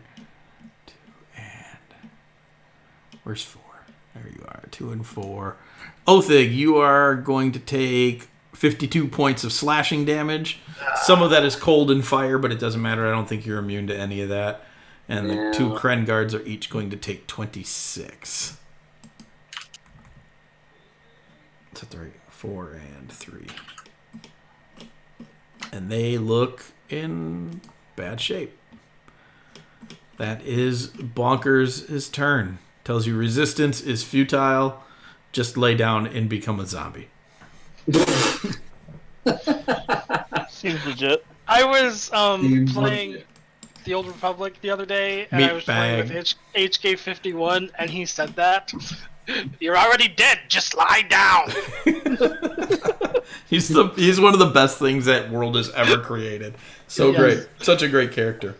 Mm-hmm. All right, so this guard is going to shift over to here, ignoring Bonkers, and he's going to take a stab at the assassin. 2 stabs, actually. And he's going to hit both times. So that is... Ooh, 1 too many dice. I'll have to cut one off. 3. Okay, so... What's that assassin? Assassin number 1. Map's gearing up. The sphere is out. He's got his own rod thing. They brought their rod thing. He is going to kill that guy. Nice. Man, if you just watch this spear come out of the back of this guy's throat and you see this heavily wounded Kren back there being very Kren. And even though he's hurt real bad, he's still taking it to the enemy. And Mav smiles at him and wishes him good fortune. And let's see. Felindor is up now. And he is going to take a number of shots at... At advantage. Oh, yeah? Oh, yeah. All at advantage.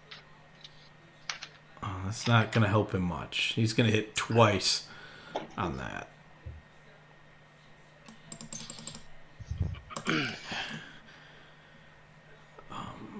But I need to make a saving throw now for good old Bonkers, who will fail it. He is knocked 15 feet backwards. Othig, you're up.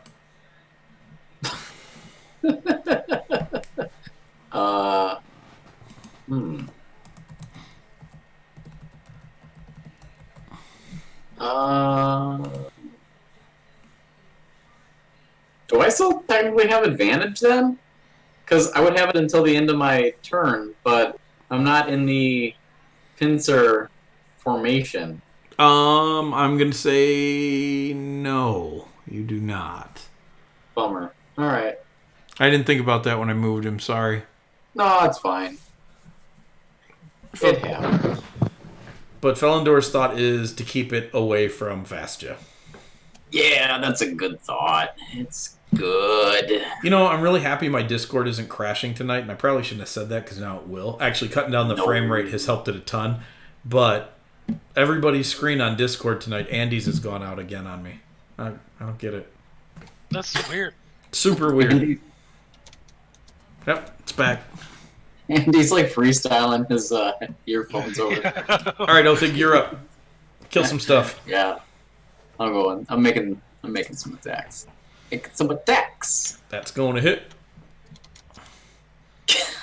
Ooh, Hey, reroll. roll to a 10, man. Yeah, that's awesome. I don't see the rerolls. Like, I just don't look at them, but that's awesome. So that's 15 points of damage. Hold on. Why did that hit? Oh, you hit the zombie. Yeah, I'm hitting the zombie. Got it. And then I need to make a saving throw for that guy because you just killed it. And he will not be getting back up. Okay, I'll focus that third attack at bunkers.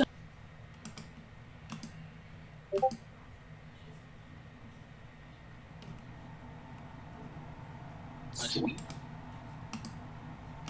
Rerolls 2, a 5. That's great.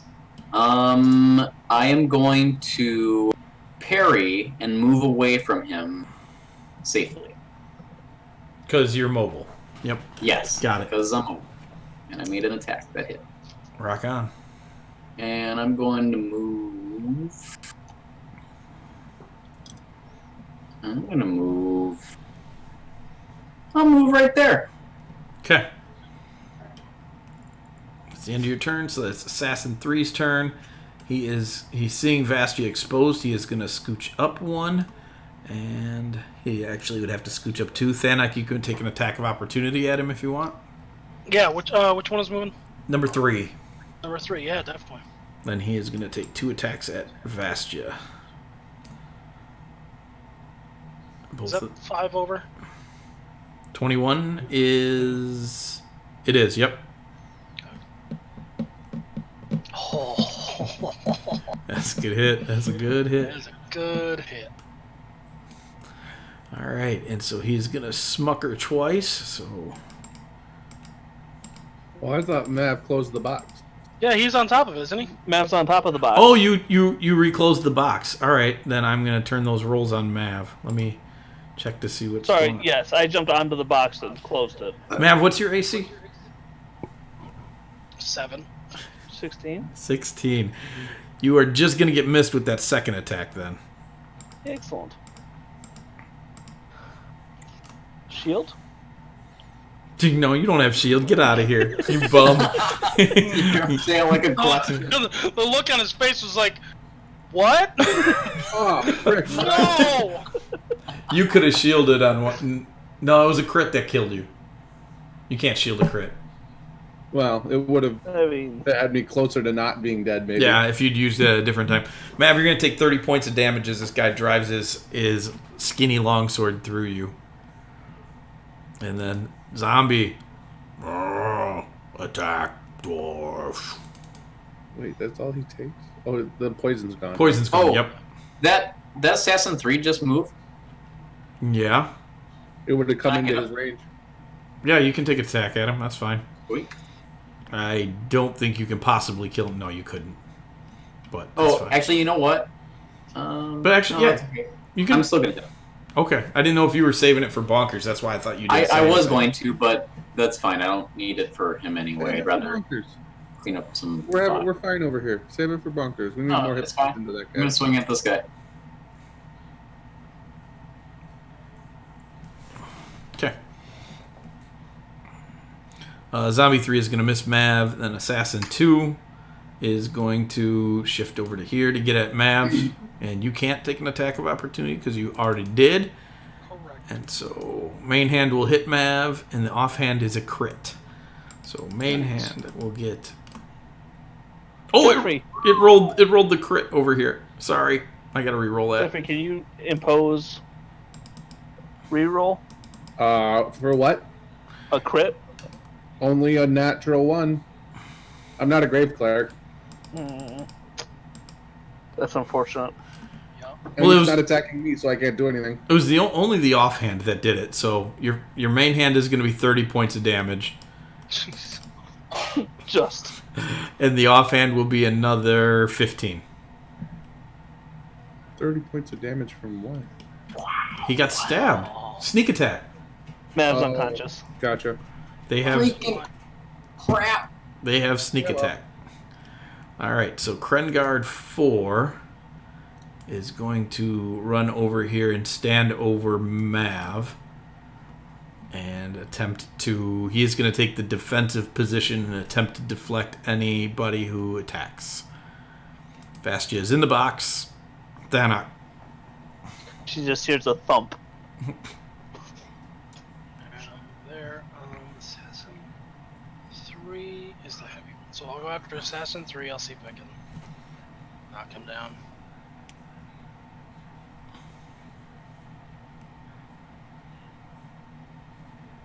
Hit him for 10. Ooh, that's going to go wide.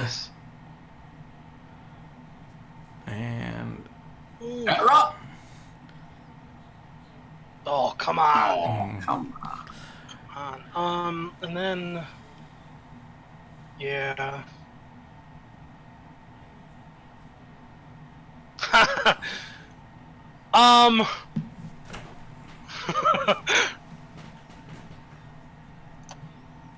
This is gonna...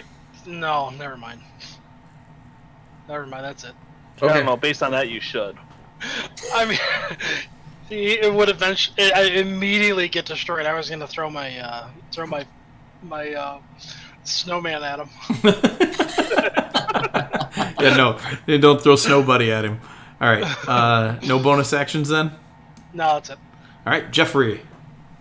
Jeffrey's going to stand up and just kind of cough a little bit and then pull out his dagger or his rapier or whatever. I think I use a rapier. And then I'm going to hop onto the box and disappear. Oh, okay.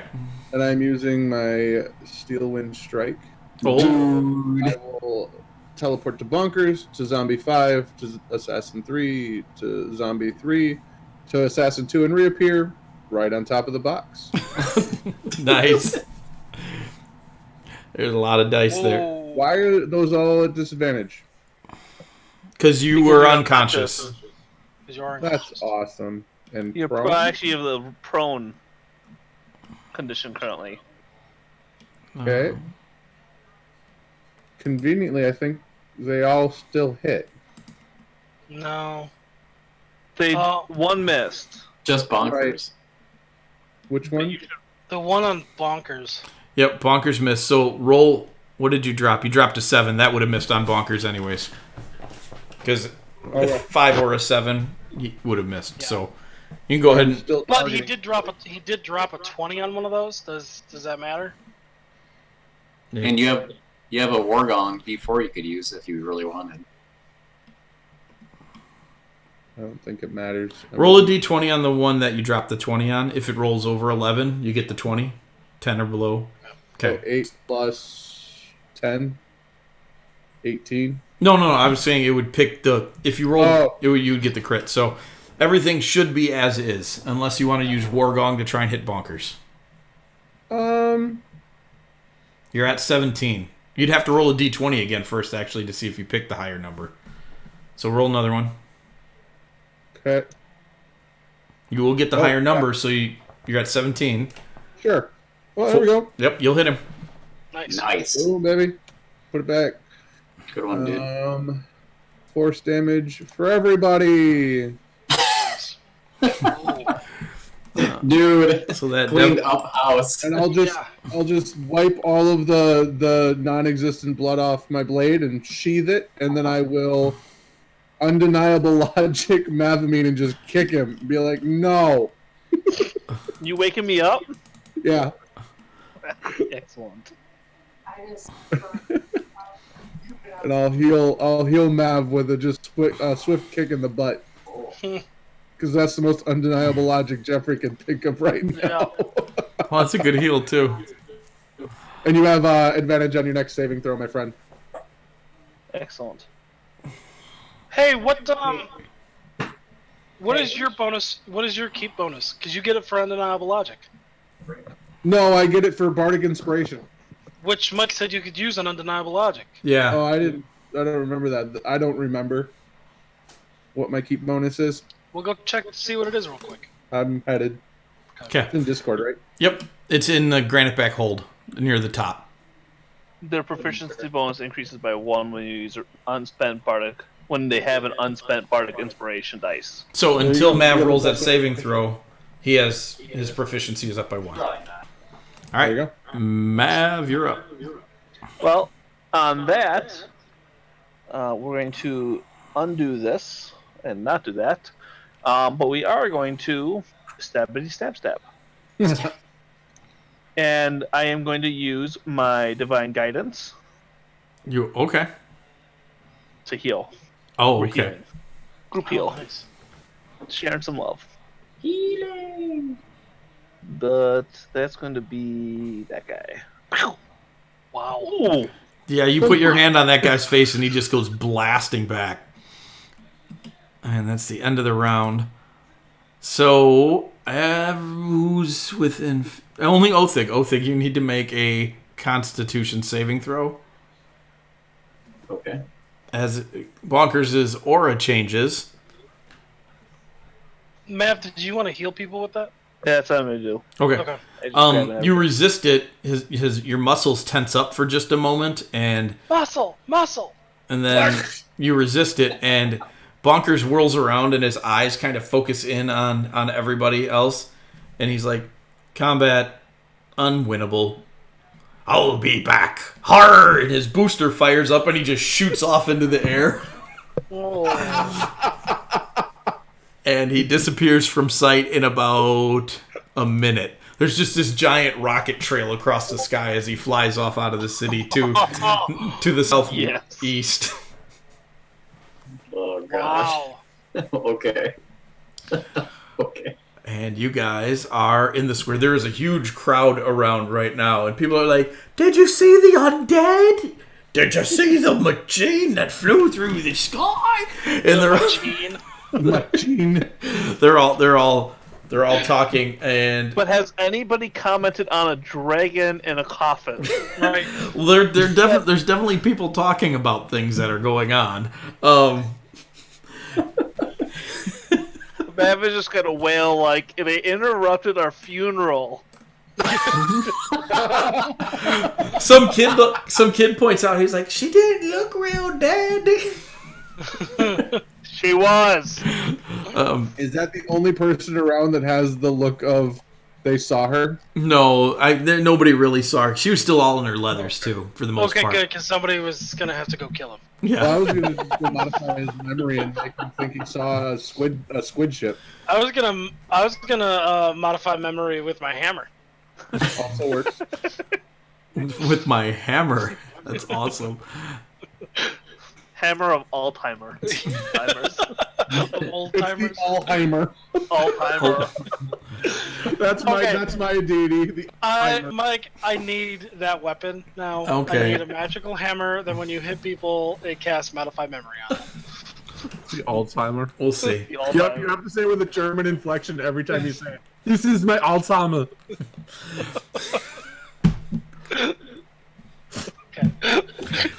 Okay. Because Alzheimer's isn't funny. No, it's not. It's not funny at all. And yet, We're laughing because we're terrible people. I'm such a terrible person. My mom's got it bad, and I'm just thinking it's funny because I just pictured Adam hitting her with a hammer, and it made it better. It didn't make it less funny, and that's bad. That's real Yeah. bad. Real bad. no, I definitely think my dad's getting it too. Which is just like, Oh, I mean, there's... it's sad, but the Alzheimer is just a great name for a I hope your mom never gets the sudden urge to watch all of our videos. There needs to be a professional wrestler named that who just constantly forgets what side of the Federation he's on. Anyways, so you guys, I'm imagining you're going to hightail it to the castle. I am going Yeah. to heal myself. Okay, you can do that on the way. Everybody's running. The guards are looking very ferocious. They're still like on point on their job. You know, they just lost 4 of their friends, but they're like, don't care. We got a job to do. You're rushed into the Emperor's court. He meets you in his room, as he does, and you've never seen this guy before. He steps out of seeming like nowhere. He is wearing long red robes. It's covered in different kinds of stars and other weird symbols. He's got a really long, twisty beard. His head's clean shaven. And he's got this really... The staff is so black that it almost... You swear it's not reflecting any light at all. It's covered in Vanta it's black. the blackest you have ever seen something. And he Is that pounds like it. Wesley Snipes black. It's worse. It's it's It's worse. What's up, guys?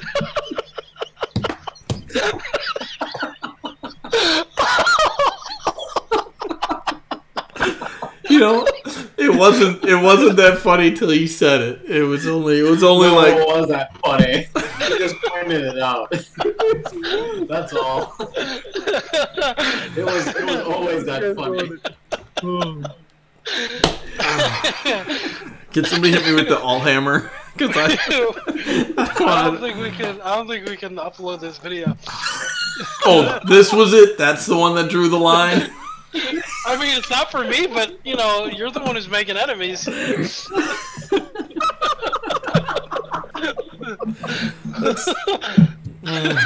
I got nothing. I got nothing. This is the word that came out. It's not the word I intended, but that's the word that came out. Oh my.